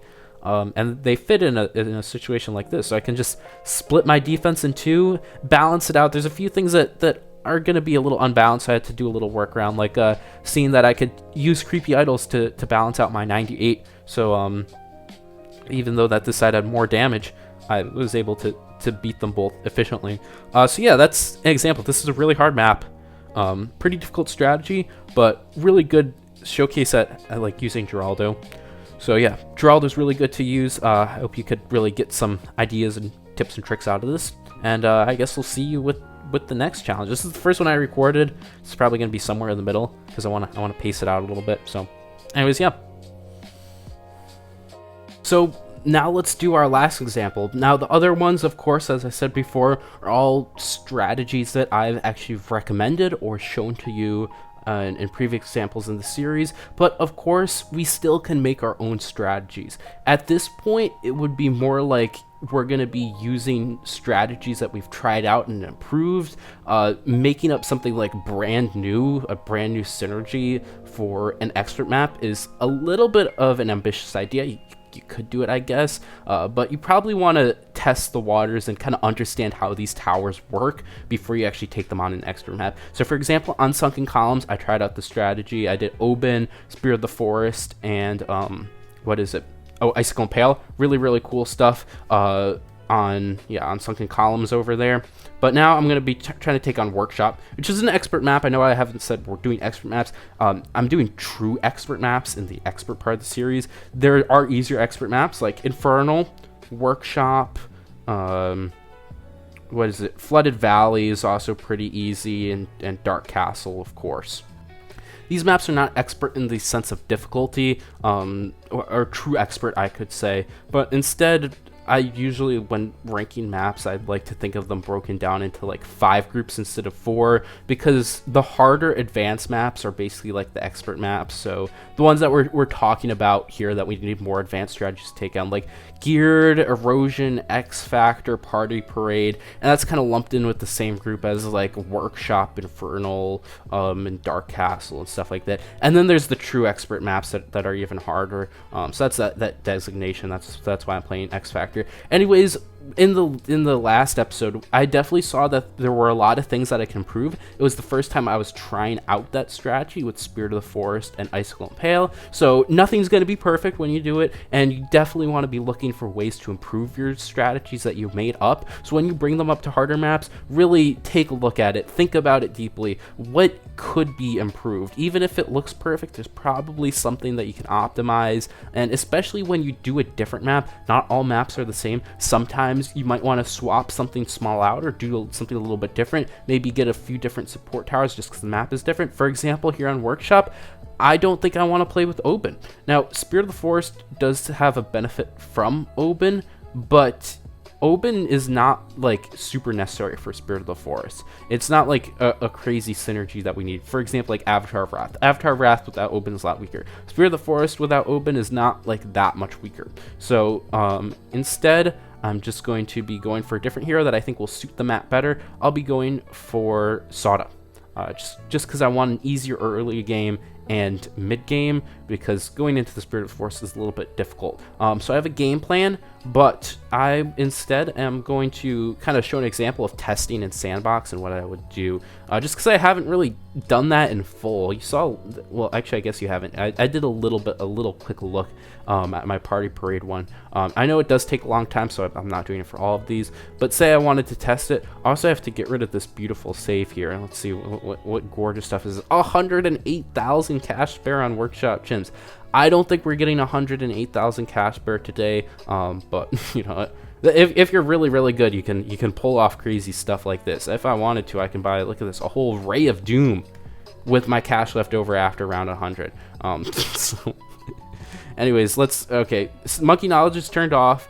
We want to turn our perks off too, and then we go to the map. You have to be hard standard, because on hard there's more difficult things. And I can look at my budget first of all. So if I say have $178,909, which is the Chimps budget, 909, and we have to mind that this is only after round 100, so we do have to go into it knowing we won't have this full setup for round 95. We have to kind of think with the remaining money and how that's spaced out. And you could do further calculations like how much money you get from 6 through 95 or this to that. And we also need to account our first towers. So I know my early game, it looks like this. This is what the start looks like. And then I have to go into a ninja, double shot, U, and then I won't be upgrading Sada just because this is money placement. We're planning out money, and then we get a base back. And also with discounts, you have to place your towers before you would typically get your discount in. So I'll then be grabbing, I think I can go Alk buff, yes, Alk buff and Druid, and I'll have Sada with the priority buff because it's gonna be more useful for mid game, and I'll get this probably before discount. And for round 40, And by the way, I'm planning this out as in order of what I would buy it in the game. So I don't be like, okay, I'm gonna get the Spirit of the Forest down. Because then this allows me to see, like, round 40's coming up. Do I really have a plan for round 40? I think I'm gonna use both of these motors. That has to be put into the equation. On a map like Workshop, this is not typical on most maps, but I have to leave a buffer, maybe like $10,000 for motors. Is probably a good idea, and that will give me some room to work with. So I'll probably get a discount after that. And I will then go for I probably won't get a discount here. I don't think that necessarily is worth it. I'll go for a Spike Mines and put an Alk buff on that. Okay, so we got that. That's going to be for our mid game. And then with that, I can also, this will help out in the mid game a little bit too. I might still want a little something extra for the save up. Because some of the rounds might be a little tricky with just this. So I'm thinking for the Spirit of the Forest save up, this will get the Spirit of the Forest in between all these like really easy rounds. From at least what I think with my calculation, you can do more concrete calculations to prove that. But I think I might look at something like some Moab damage specific, because we have good cleanup. This guy's very good for... Also, I want to get stim here. This guy's very good for cleanup, especially when you got stim. And this does super good cleanup as well. So I'm thinking maybe an Arcane Spike, or I could be more advanced and put a Moab shove down. That could be another option. But let's see. I want to make sure this is the right cross path right here. Okay, yeah, that's good. So I could do an Arcane Spike. An Arcane Spike is nice because it can sit over here and it can see through the walls. Okay, then after that, I can get my Icicle Impale. Let's upgrade this. I'll Alk buff you. Just get you a little extra. I'm going to have to deal with 100. I know from last time, 100 doesn't go down easy. So, I'm thinking of Moab Eliminator. Oh, Spirit of the Forest too. And it looks like, okay, this is really close. This is close on budget now. I don't exactly have enough for a Moab Eliminator and the ability to use items and stuff. So what I think, now I see that in retrospect, I can use a Moab Assassin to get that extra little damage out of the mid game and then cut out this wizard. That seems like a pretty good plan. I've got money to work with in case anything goes awry. If I have extra budget, I can put a Moab glue in, because a Moab glue is very good, of course. But I have that $10,000 to work with, and I will be getting this Moab Eliminator like way at the end of 98 or 99, just in time for 100. So it's not like this thing will be used for those rounds. But I think this is a pretty good plan. This is basically the same strategy, just evolved a little bit. I have new considerations. I have a better way of taking down 100, of course. That's a pretty big thing. DDT should be covered with Icicle Impale. 98 should be covered. Spirit of the Forest ability, super good at that. Mid game should be covered. This thing's really, really good at my extra little Moab damage. And Sawda's great in the early game. So let's give this a spin. Also, I could test rounds too, of course. I have to give me money to upgrade Sawda to could check what level. I think she'd be like level 16 or 17 for 98.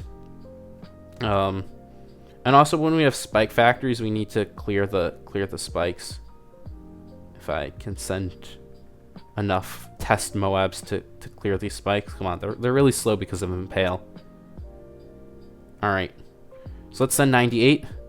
Let's just see how this goes. Oh, I forgot. I wouldn't necessarily have Assassin there. Okay. That seems pretty chill. Nothing super big is breaking up just yet. I do probably want to use this coming up now. Okay, yeah, everything's breaking up. Then use the Spirit ability. That clears house. That's pretty good. For DDTs, I'm going to be wanting to use that. So let's check out just like round 95 too. 95 would be a good one to test as well.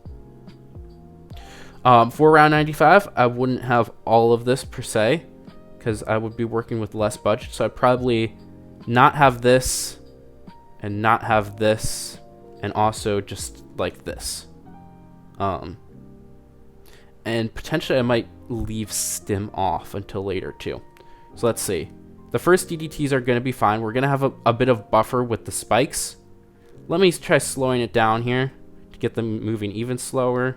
And yeah, that looks really good. So I think this is good. I'm ready to just go into a black border with this. How long did that take to test? That took like 9 minutes. You could do more in-depth testing, but I mean, that's my plan. It worked. It works easy. It works good.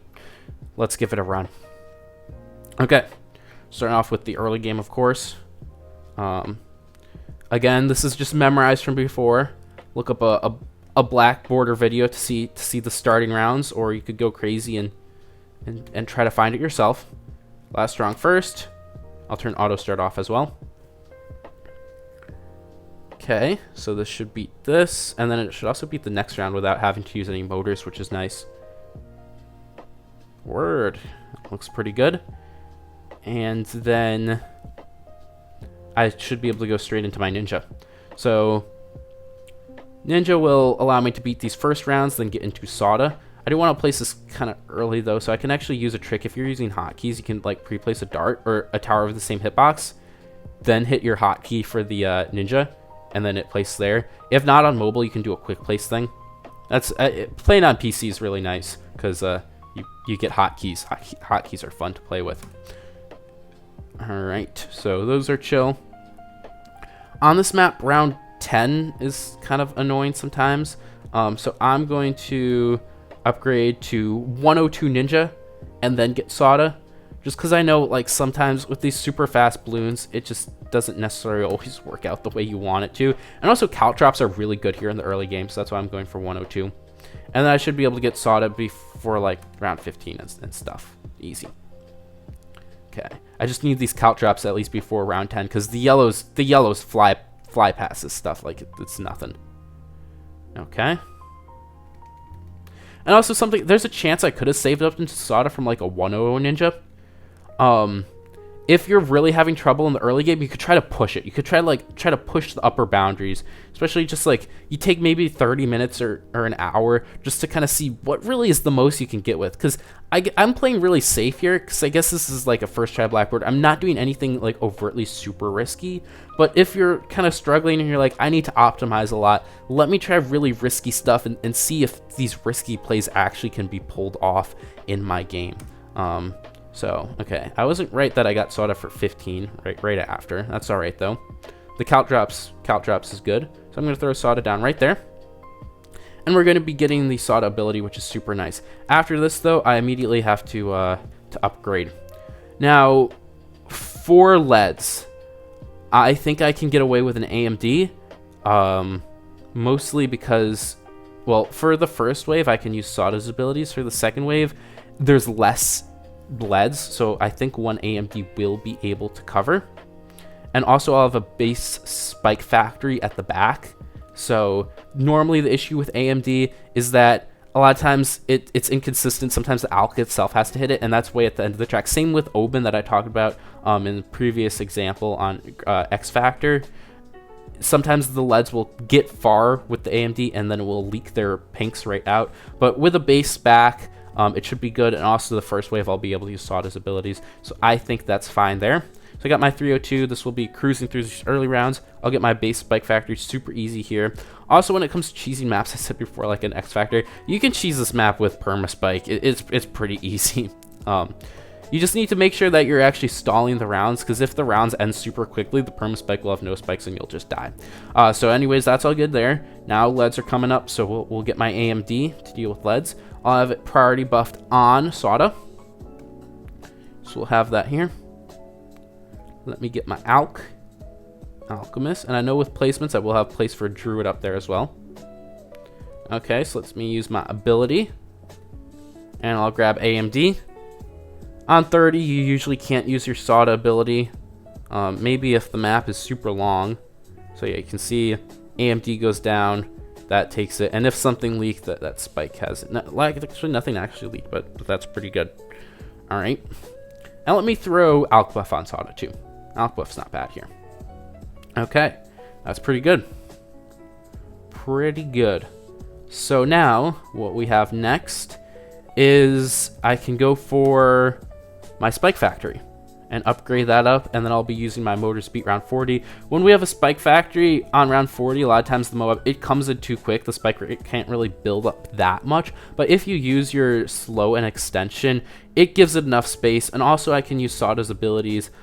With spike factories, it's kind of annoying to time it because the window is really close, because it goes onto the spikes and it's possible for them to break open really quickly. So instead, it's a rare case, but it would be better to use Sawda's abilities initially, because it's a really risky play to use Sawda to one-shot the ceramics over a spike factory.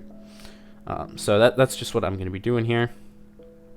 So that's what I'm just saying when that comes up. Round 36, I'm going to be using the leaping sword at the start of the wave, because spike factory can't really build anything up. So I'm gonna buy 100 and I'll get my alk up as well. And then sword charge, or no, not sword charge, leaping sword that. So we got that. Now we have a decent amount of spikes. So when the spikes inevitably do come over there, we've got enough to be able to cover. And I can beat 36 like so. If I did not do that, I would have died on the first wave. Okay, so we got all that good. 37, the 38, this should not be an issue. All right, very, very chill. I can go for spiked balls for round 40. And also, let me use this ability, because I got pretty unlucky with the AMD and the ALK there, and leads were kind of getting through. I didn't want my spike factory to get overwhelmed necessarily there. But it's nice here on Workshop because the first motor and extension are free, so as long as you didn't use them before in the early game, I can spend all the way up to 40 and be chill. So I can get this, I can get spike balls, I can get cross path, and I can boost this, use that. This will come out, I'll use my ability, and that should be good. That should clean everything up. Like so. Nice. Easy. Sometimes it's a lot of luck, because sometimes the ceramics break into like 1,000,000,001 blues instead of like layer skipping well. That's something that spike factories just deal with. But usually that was enough safety for it to work decently well. 43 is going to be a bit of an issue. With spike factories, you can't really rely on them to do blunt up face damage. They're kind of only cleanup. So I can't just send 50 ceramics into that thing and expect it to survive, especially as spiked balls only. Spiked mines, yeah, you could do that. Spiked balls, no. So 43 here, I definitely have to use my leaping sword ability. So use that there. That will clean everything up. Spike factory will get whatever it comes out. So yeah, that's going to be pretty chill. Now I think I do want to get spiked mines. I believe I can actually save up directly into spiked mines if I use my Sawda ability, so I think that's what I'm going to do here. I don't think 46 will be much of a concern, just because there's not much RBE. They are fortified ceramics, which are going to be a little bit yikes for spike balls, but you do have bonus. I think you have bonus fortified damage. I know you at least have bonus ceramic damage, but regardless, the RBE is low, so we should be totally fine there. It actually did get kind of close, so maybe that was not the smartest of decisions. A little bit worse than I expected, though. 47, I just used that ability. That's good. So now we got that down. Regardless, though, sometimes you get close calls. As long as you don't die, the black border's still alive. All right, so I got spike mines. That's huge for the early game. I'm going to throw auto start off on now. Not off, on. And we'll get a groove in. What I probably could have done is maybe, I think would have been smart if I perchance died and I had to retry, because of that close round. I think going for a stronger acid, the cross path on the ALK, would be good before going into the spiked mines.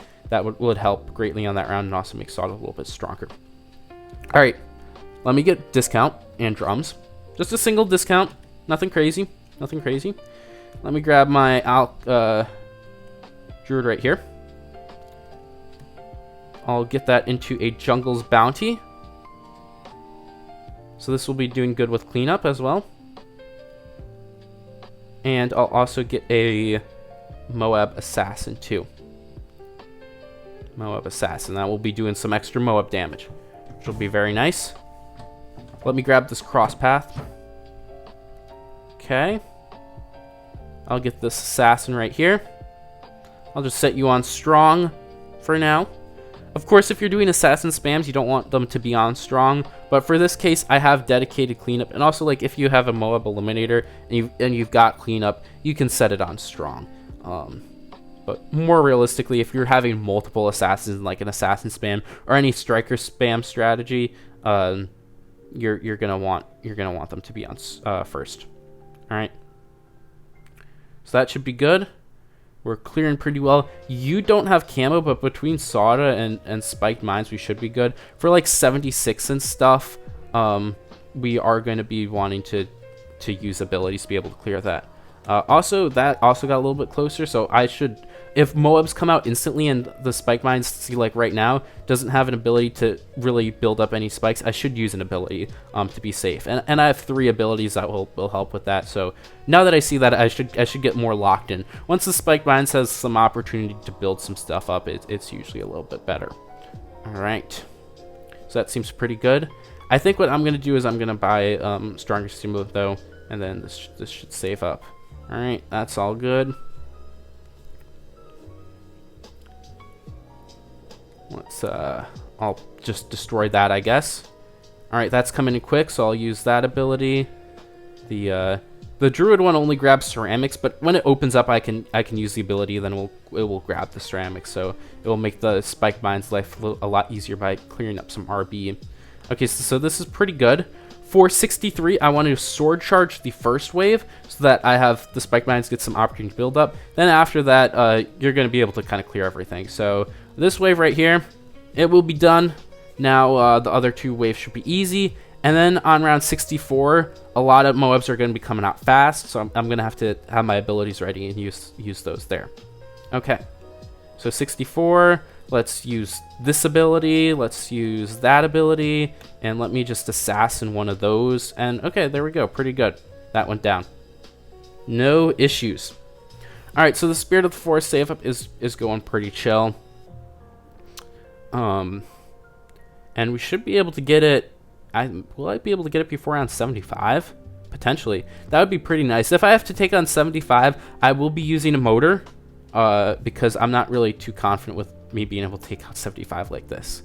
Okay, let's see, some stuff coming in instantly, so I'll use an ability there. All good. We're all good.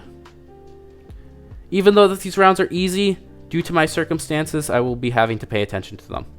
71 has a lot of Moabs that like to come in instantly, so let's use some of these abilities. Probably this too. No, is that good? Okay, that's pretty chill. 72 shouldn't be that bad. I'll assassin that. Okay, nice. So we're really just getting through this with a lot of abilities and having Spiked Mines at the end clear stuff up. Definitely use that right there. Okay, that all goes down. Beautiful. And we got a whole lot of mines over there to clear that stuff. Nice. Starting off 74 is really long round, so no concern here. So I will not be getting this Spirit of the Forest before round 75.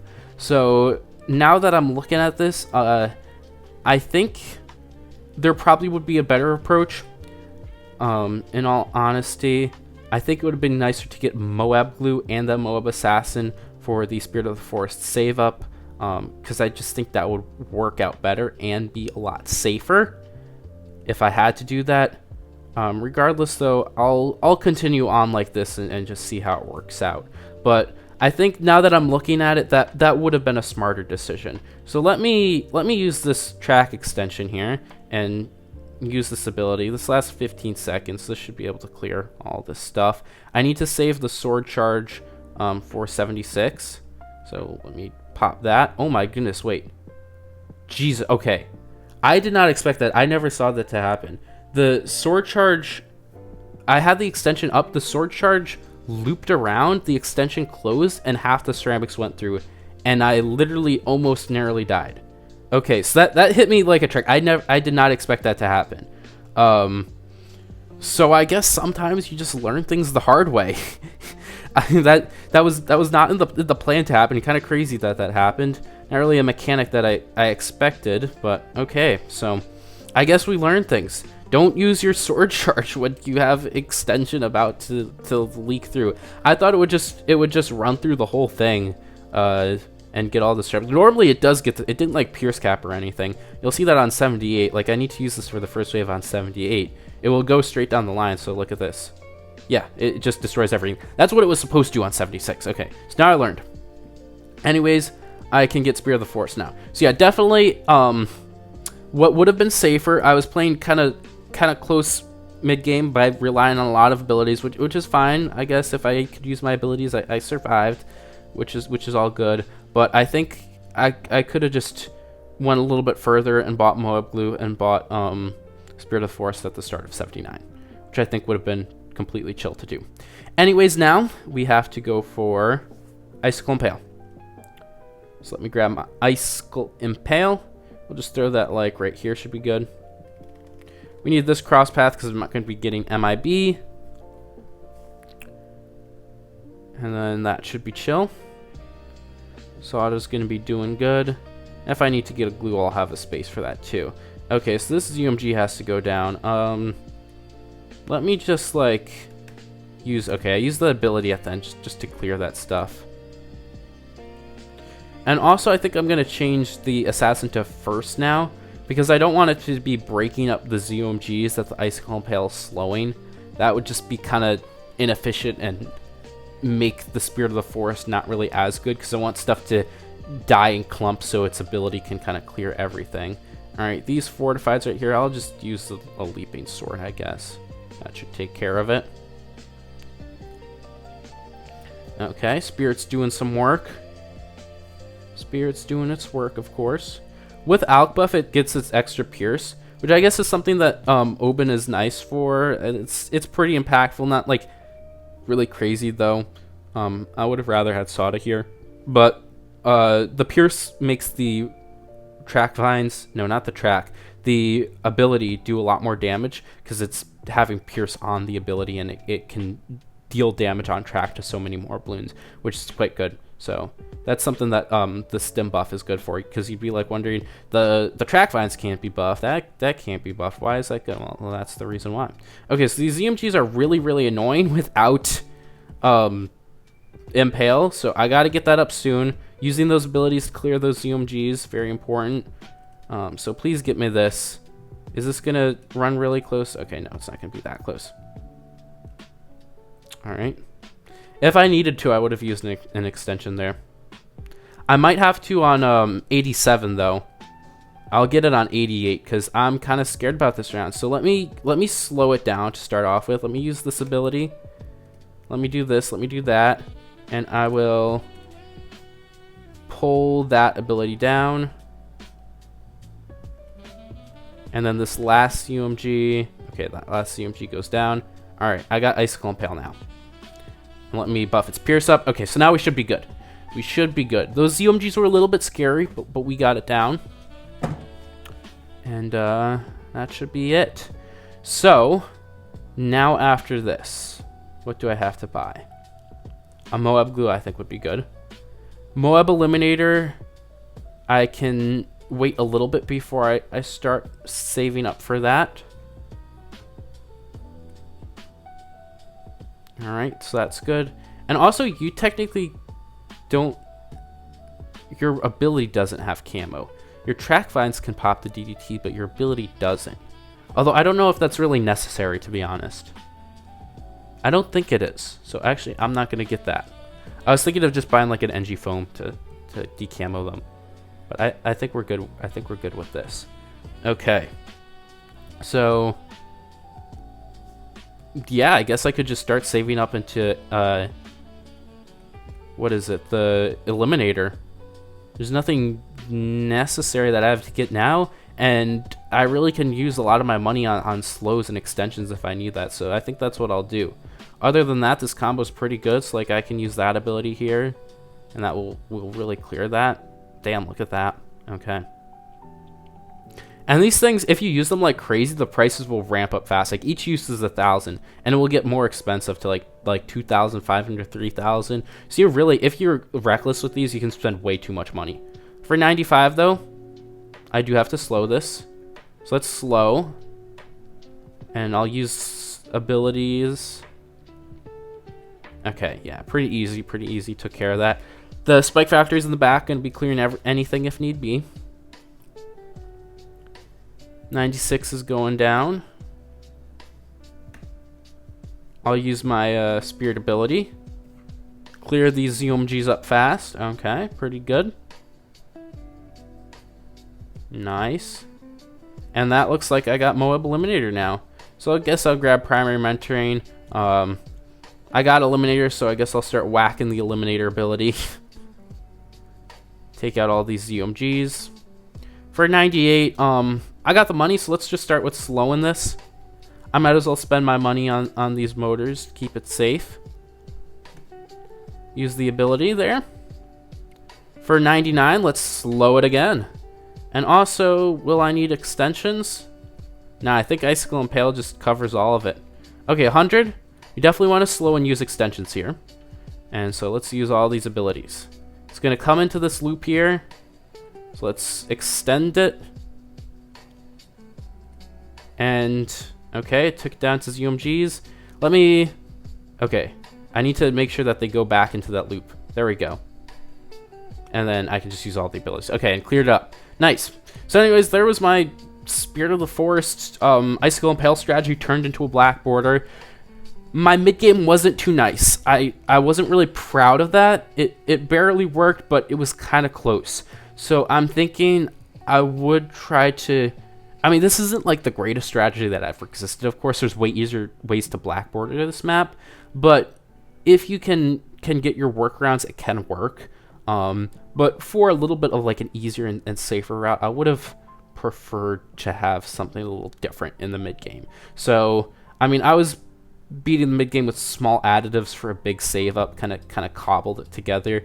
Well, the Spike Mines is definitely dedicated, but for hard maps like this, you can't just have like one thing like that takes care of everything. So, I mean, retrospect and reflection, I think, is the last thing I'll talk about. The last idea that you really should remember. When you have these setups, if you win, if you don't win, you really need to think hard and be like, what did I learn? What could be improved? And all of that. So I could say, even though this was a victory, I got my black border on Workshop, which is an expert map. That's a great win. With my own strategy, super great. There's still some things I can learn. So I might, whenever I use Spirit of the Forest, I might think more about the mid game. I might want a little bit more of a mid game carry that will push the Spirit of the Forest harder. I might have to think about ZOMGs before. I think if I were to do this again, what I would do to make it better is I would get Moab Glue before the Spirit of the Forest save up, which means that Icicle Impale will be dragged in further, but it will only go up to like 89, which is completely fine because DDTs won't be out until 90, and it will make the ZOMGs that I were super scared and had to kind of be on edge about a lot easier too. And the Spirit of Forest save up won't be hindered. I made it to the exact same goal, just in a safer order. So that's what it is. And with I know I've been saying the exact same goal in a safer order in a different way. When you do that, you have to make sure that you're actually getting to the exact same goal, not buying a bunch of random towers. It has to be towers that you're getting later, that will be efficient later, that don't impede your budget. Because a lot of times your budget will be tight, and that $1,000 will be the difference of not getting your first strike. So Moab Glue, I'm getting that later. Super useful in the late game. Might as well get that now. So that's kind of a really advanced thing to think of. You don't want to get like a more glaives instead. That's going to fall off. It's going to it might make the mid game easier. Not going to help with those ZOMGs, and it will not help with your budget in the late game. A Moab Glue will do that though, as long as my cleanup is certified. So yeah, that's kind of it. Well, there we have it. 4 great examples covering nearly all of the tips and tricks that I have mentioned so far in this series. It's quite a lot, but these really get packed up quite easily, so you really need to know what you're looking for. But if you paid attention and practiced and took in consideration on what I'm saying in the strategy, you should be able to beat all of these hard maps without an issue using your own methods. So now it's time for just the expert maps. Let's get right into it.